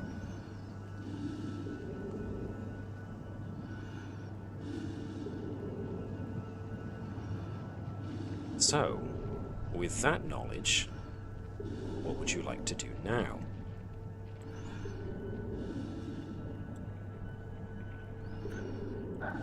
I guess if we go to another one of those one of the other 5 towers, it's going to be the same result as previously. So should we just go to this place where all the branches lead? That's a good question. The big green thing. What do the rest of you think? We do want to set traps, don't we, to catch the animal? That's another good point. Should be any of them. What do the rest of you think? I think there's merit to what Gurkha was saying. We go straight to the source. Yep. Right. I just want to clarify, are we operating under the assumption that Stoker came down, is hiding from us of her own volition, or has she been kidnapped? Another good question. She's been kidnapped. Yeah. So, okay. Alrighty. I'll go with going to the source. Okay. There seems to be a majority of folks who agree with going to the source. Hopkins is staying on the ship? Yep. Liz, Yeah, what's Hopkins hitting doing? the source. Hitting the source. Protecting the ship. Yes, she's protecting her ship. And plus, just in case Stoker somehow manages to come to this one. Yep. Puts the dampener on her. Okay. Yep, good plan. As And then locks her folks- on a ship. Okay. As folks are making their way towards the big glowy central complex, it becomes very, very obvious that either the cabling originates from this place, or it all made its way to this place. It's a bit difficult to tell, but they all certainly seem to converge in this general area. And as you get closer, there's definitely the sensation, you can feel even the air thrumming with pulsing power as you get closer.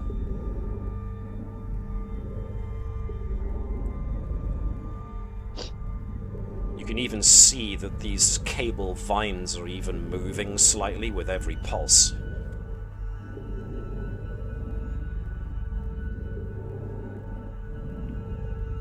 We wait for the rest of the team to get here first. So Flesk has been left behind. Is he staying with Hopkins and the Gweetcha, or is he going with the...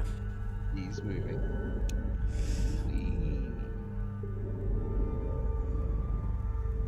Got distracted by the pulsating vines. Okay.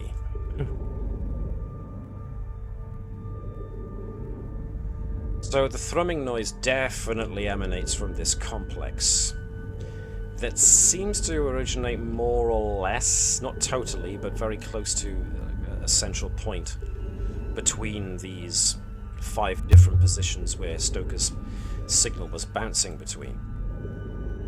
This large building offers you dozens of pentagonal-shaped doors, which are more like openings, really, that lead into funnel-shaped tunnels. Are you going to go inside?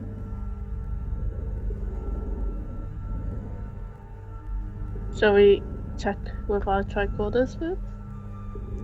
Yeah. With a scanny scan? Scanny scan. Alright, well, in that case, that is a control and science check then, I suppose, if you want to risk your dice crawling ever closer to that dreaded 20.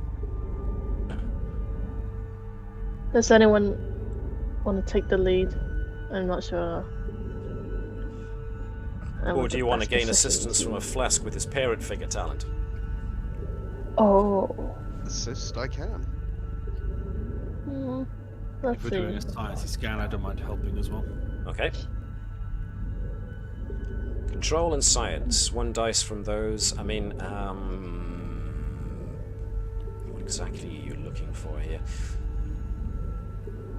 So what was the purpose of the scan again? To see if it's safe or to see something else? Remind me.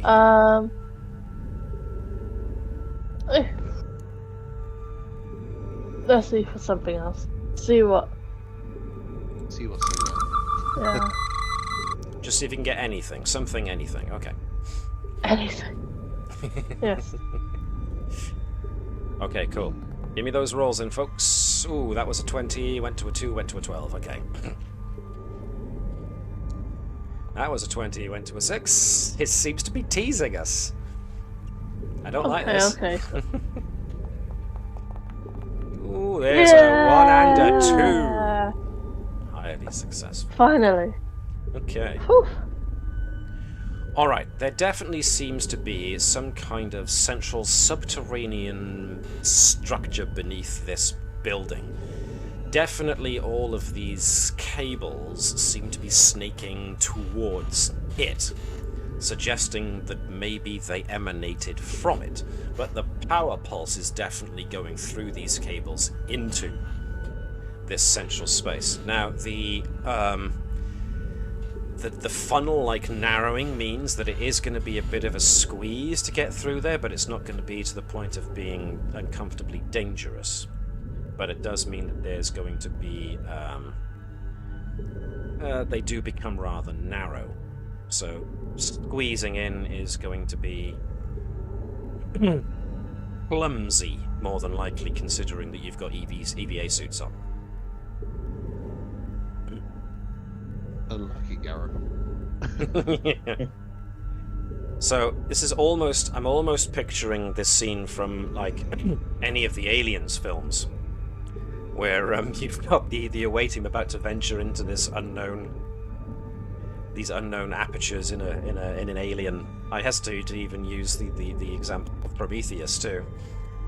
So Hopkins is back on the Gweechar, or outside the Gweechar, tuning into what the rest of the away team's suits can see, and they're about to try and shimmy along through very narrow openings into this mysterious building.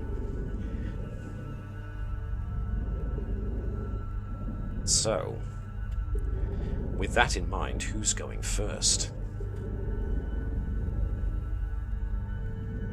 Who's poking there? I'll go in. I stepped on the trap last time. I'll do it. Does Flask have his little flying He does. helper? Oh, Yes. Just hovering And then there, you come- scanning everything, complaining about the fact that there's chlorine gas everywhere. The amount of grit being kicked up could mean possible infection on any wounds, therefore it's not happy with that. Your EVA suits are now all covered in dust and grit and grime and therefore need to be cleaned immediately. Get it off. Get it off. Unclean. So Flask looks like he's the first one to want to go through. So yeah, it starts. It's funnel shaped, like I noted. So it starts off wide, but starts getting a bit cramped. So this is going to be a hands and knees type job, which, considering you've got helmets that don't exactly move very far, it's going to start to get a bit claustrophobic. Flask is doing the unhappy dance. Just squeezing my way around.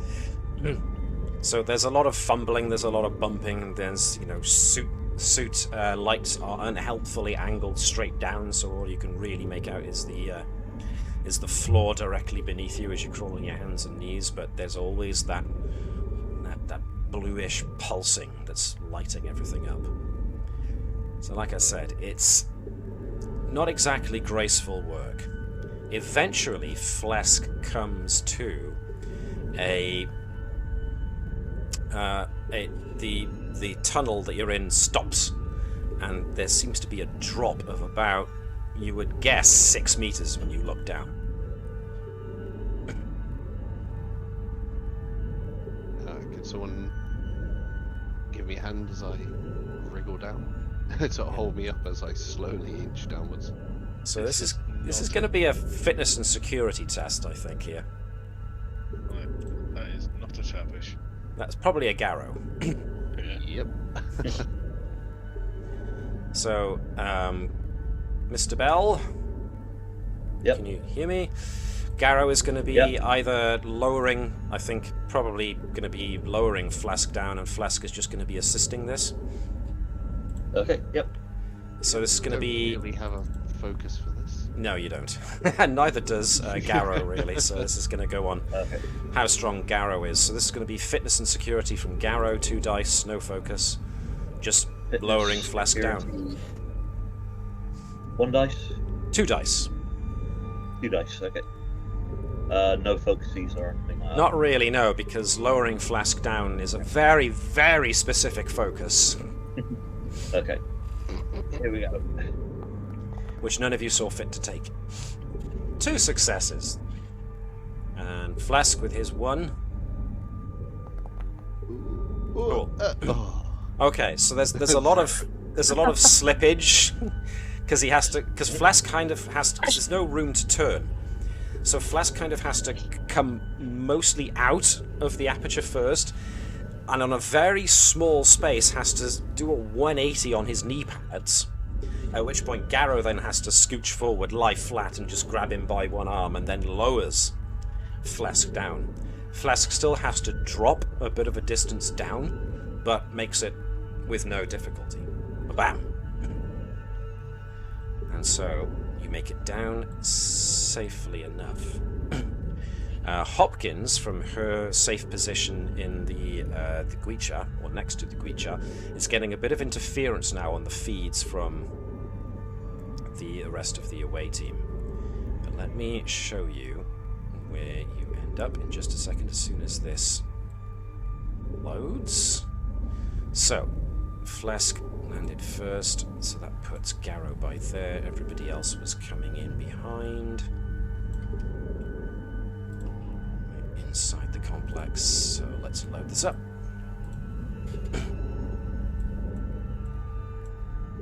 So obviously this is the lip where there's a 6-meter drop, but Flesk can see more or less around himself.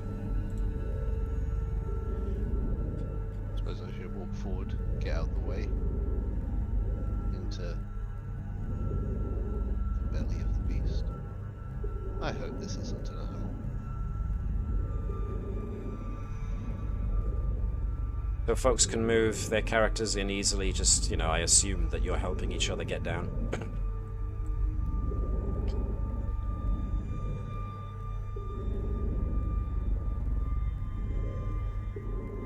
Okay. You're inside the complex itself. Fine filaments of cabling and metal run along the ceiling to create almost what looks like a spider's web.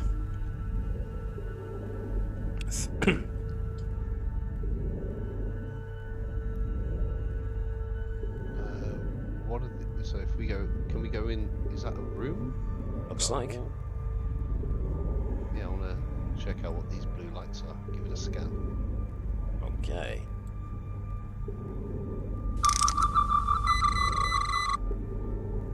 These blue lights appear to be what they appear to be. They're just offering a source of illumination. But they do also appear to be a point through which the power is being funneled. However, Turin and Gurkow reckon that this area here looks like some kind of control interface, maybe? We start poking and prodding. I mean, let's scan first.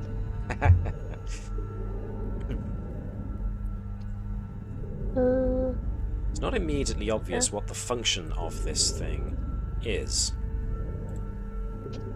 Wait a second. I've just realized. Can you guys see everything? Yeah, I can see something scary in the next room. Okay, so let me narrow your field of view, because I really shouldn't have showed you everything on this map. So let me change this. Turn the lights off. Turn the lights off, indeed. So there we are. You've got a bit more narrower view now. It's a bit more appropriate. There we go. Now, Garrow, can I get you to give me a insight and security test with a focus on survival, please? Insight, security, focus. 2 dice. 2 dice.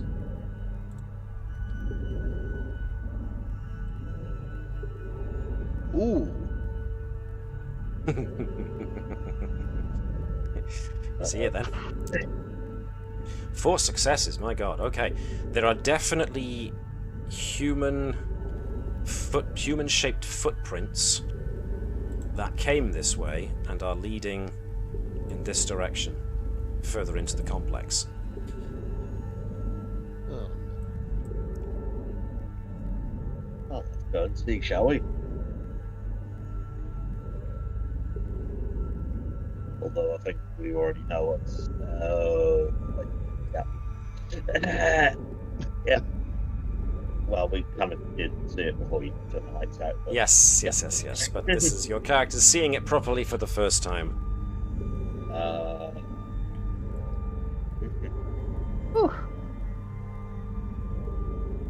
It appears to be some kind of humanoid, rather desiccated. Died a long time ago. Dr. Sart. Dr. Sart? Hello? Sorry. Could use your you heal them? expertise. Can you save them? Well, it's mostly can assess. I'll be skeletal. honest, I've seen worse.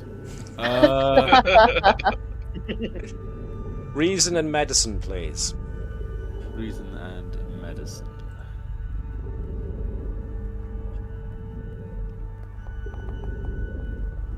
Ooh, Legion of Honor. Legion Oh. of Honor. One success. Okay. Who or what this person was in life, you do not know. Their alien physiology is not something you've come across before, doesn't match anything in the known Federation databases.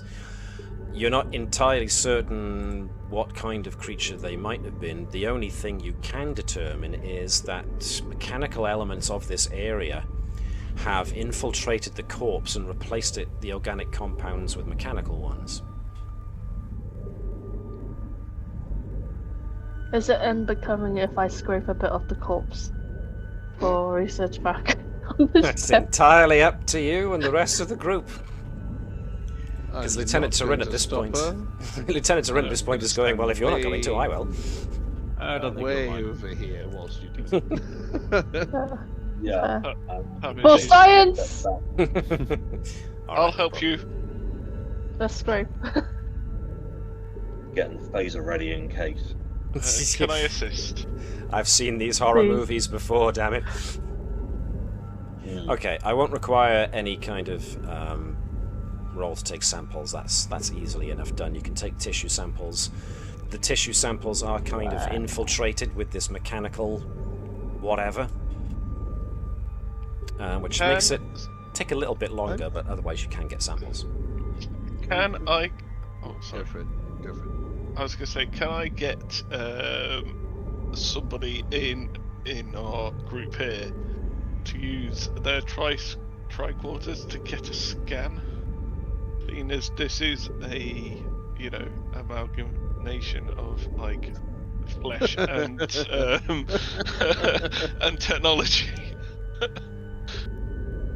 I definitely want to take some readings on it. Okay.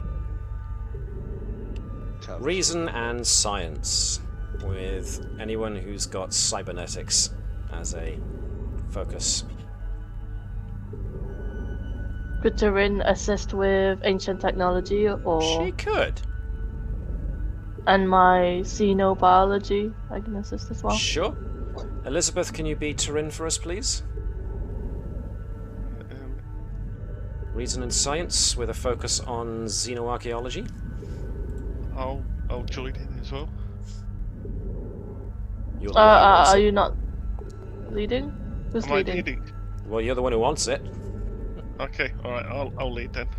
Okay. Okay, Lieutenant Turin, very interested. Gurkow, not sure she wants to get too close to it. I have not got anything to do with cybernetics. So you'll have to go on raw talent alone. Okay. Alright, moderate success. Does this qualify as first contact with a new species, says suitable structure? Well, it did, so it'll be difficult to actually make first contact, but as far as being the first to make contact with this, maybe. It's a question worth asking. However, for the time being... Go on, sorry. There is one thing I'd like to have a look at. Mm-hmm. If you're going to do checks. I've got infectious diseases, which something about this is setting something off in my head here. What I will say Can I- is that Garrow can, use his expertise in that kind of thing to suggest something. I won't ask you to roll, that's fine. Okay. And, Dr. Sott can maybe back you up a little bit on this, but the mechanical elements have replaced the organics and the corks. Vaguely humanoid shape. It definitely appears that the infiltration of the body happened post-mortem, and might not necessarily have been the reason for this creature's death. The cabling is actually now looking like it's becoming more and more prevalent the further down this corridor it goes. They're all starting to converge. They're definitely... It's like strings on a guitar, or anything like that. You know, every vibration is just making... It's like somebody strummed it. Just wanted to check. How big a sample is Gurkha taking? As she's got the anti-grav sled. Is it just a scrape or? I lopped off a whole limb, maybe. We'll just rip off an arm. You won't need it.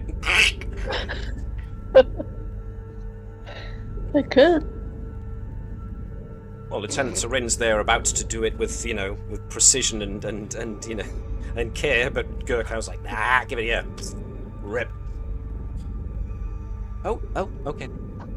Can I scan these pod things, or are they just more ceiling lights? They appear to be a form of computational processor, maybe? Okay. Difficult to tell because, like I said, energy is being siphoned through them, but not to them. So they're not actually active at this present moment in time. Nothing is. Where are we going from here? Well, the cabling is leading in that direction. Is there anything inside the pods? Can we scan Nothing. inside them? There's nothing in there. There Okay. appears to be nothing inside the pods. Alright. Through the You got What? this, Flask. through the Right. intestines. Fitness and security test to see how Uh-huh. well you can travel through this web of filaments. And it'll be just the one test for the entire corridor, so... Fitness and security. Yeah. This is going to be so bad for me. Or would you rather maybe Garrow take the... Never mind. Maybe Garrow Zero take the lead on successes. this? So we can lead you through safely. He's Yeah, that could have been an assist roll because I only rolled one. dice. Exactly, since you only rolled the one, you're definitely assisting. So maybe if Garrow goes first, he could lead you through the safe bits. Okay. Right. So what attributes? Fitness can I and do? security, please, and you can probably use survival again. Fitness, security, Is survival. Two dice. these fools are trying to go through a lot of what looks like rather sharp cabling. Ooh, that was a 20, but it rolled back onto an 8. Ooh, hold my hand, Garrow. Are Gurkha, Turin, and Sot following these guys? Of course, can't spend all time with the corpse. I mean, mummy. I'm not quite sure how to take that, but I'll go with scientific interest alone.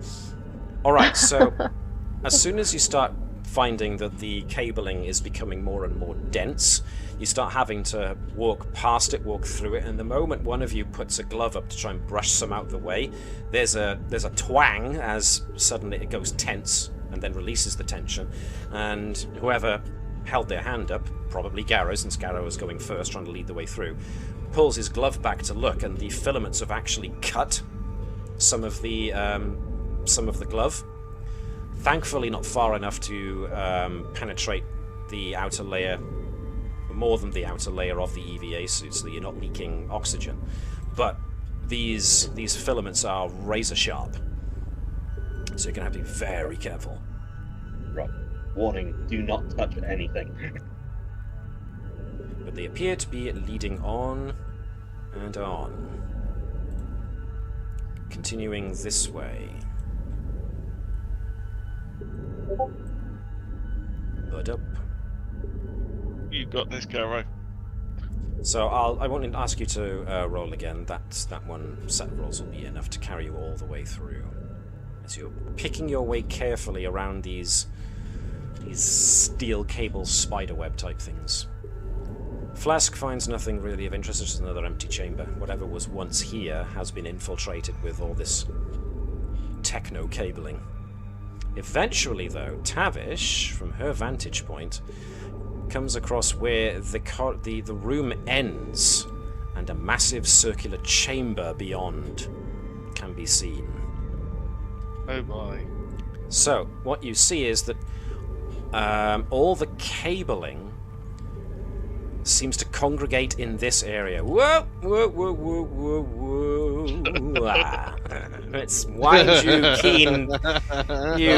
keen Kevin's back just a minute. Yeah. Sorry. It's fine.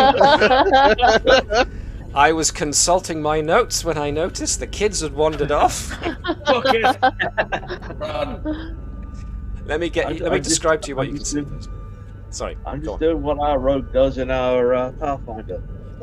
Yeah, it goes on heedless into danger. I know, but let's describe to you what you can see. Okay, so the floor ends more or less here for you guys, and then slopes down into a semicircular chamber.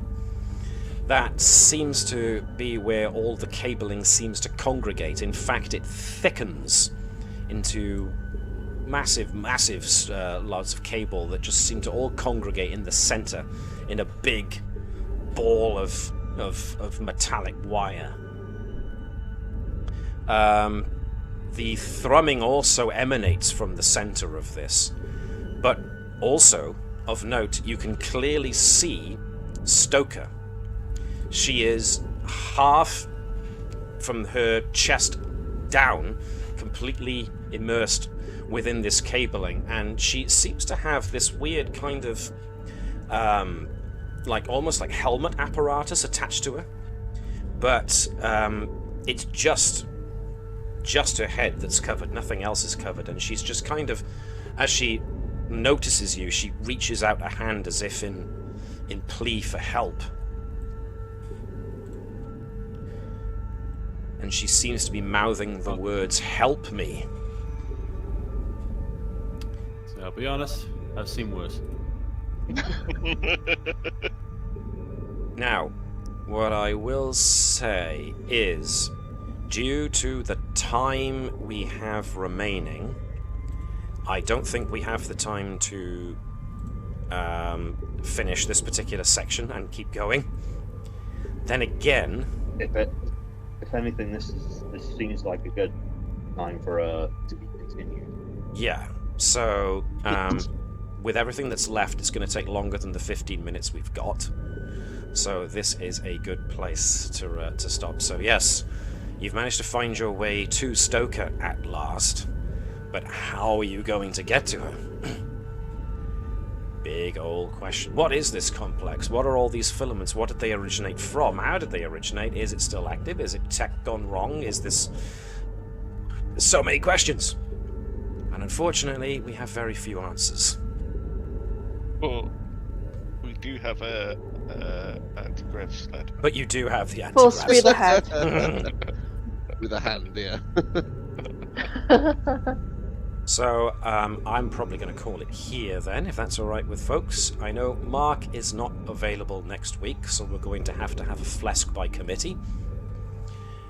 Oh yeah, I'm also not available next week. You're also not available. So, this now comes down to, we are 2 out of 6 down. We can still go ahead with just 4 if you want, or we can postpone it till the week after, so that we've got a full complement. I think I should be here next week. What about the week after? As far as I know, yes. So, Chris and Mark, are you guys available in 2 weeks' time? Yep. I can't say for certain. I should be. I don't tend to be busy on Sundays. It's just I think I booked the Saturday off this week for another reason. Okay. So how about, because the next thing I really don't want you guys to miss, if at all possible, because, you know, plot. So how about we postpone this till the 11th so that we can get everybody here? Yeah, Sound fine good? with me. Yep. Okay. Yeah. Yep. We shall do that. In that case, I will organise that. So for the meantime, a bit of an early sign-off from us, but, you know, that's the situation as it finds itself. So yes, what are the Combs crew going to do next, and what is going on with all of this? We'll just have to wait to find out. Until then, I'm going to thank everybody who watched the stream. I hope you enjoyed it. For everybody who's watching this on YouTube, Great job introducing Zalvagor. Indeed, yes, we've got a really good named character there. We're gonna have to make more of him, I think. And because we've introduced him, he will get to add some extra stuff. So we'll see about leveling up our supporting character there. But yes, the Chronicles of Zalvagor. We're gonna have to make something up in that regard, aren't we? But anyway, for those of you who are watching this on YouTube, and if you've enjoyed it, then consider giving us a like, because it helps not only us, but everybody else who does actual plays. And it also helps promote more Star Trek stuff. And, you know, what's wrong with more Star Trek stuff. So in the meantime, I will ask you all, guys, to do like the Vulcans do, to live long and prosper, and also to engage in infinite variety and infinite combinations. The world is still just as crazy as it was a week or two ago. Let's hope it starts calming down soon, because things are just going nuts. So in the meantime, do look after each other, do look after yourselves as well, and we will see you next time, in 2 weeks' time, so that we can get everybody on board in order to experience the finale of this particular episode. So thank you, everybody, and we will see you when we see you next. Hailing frequencies now closed.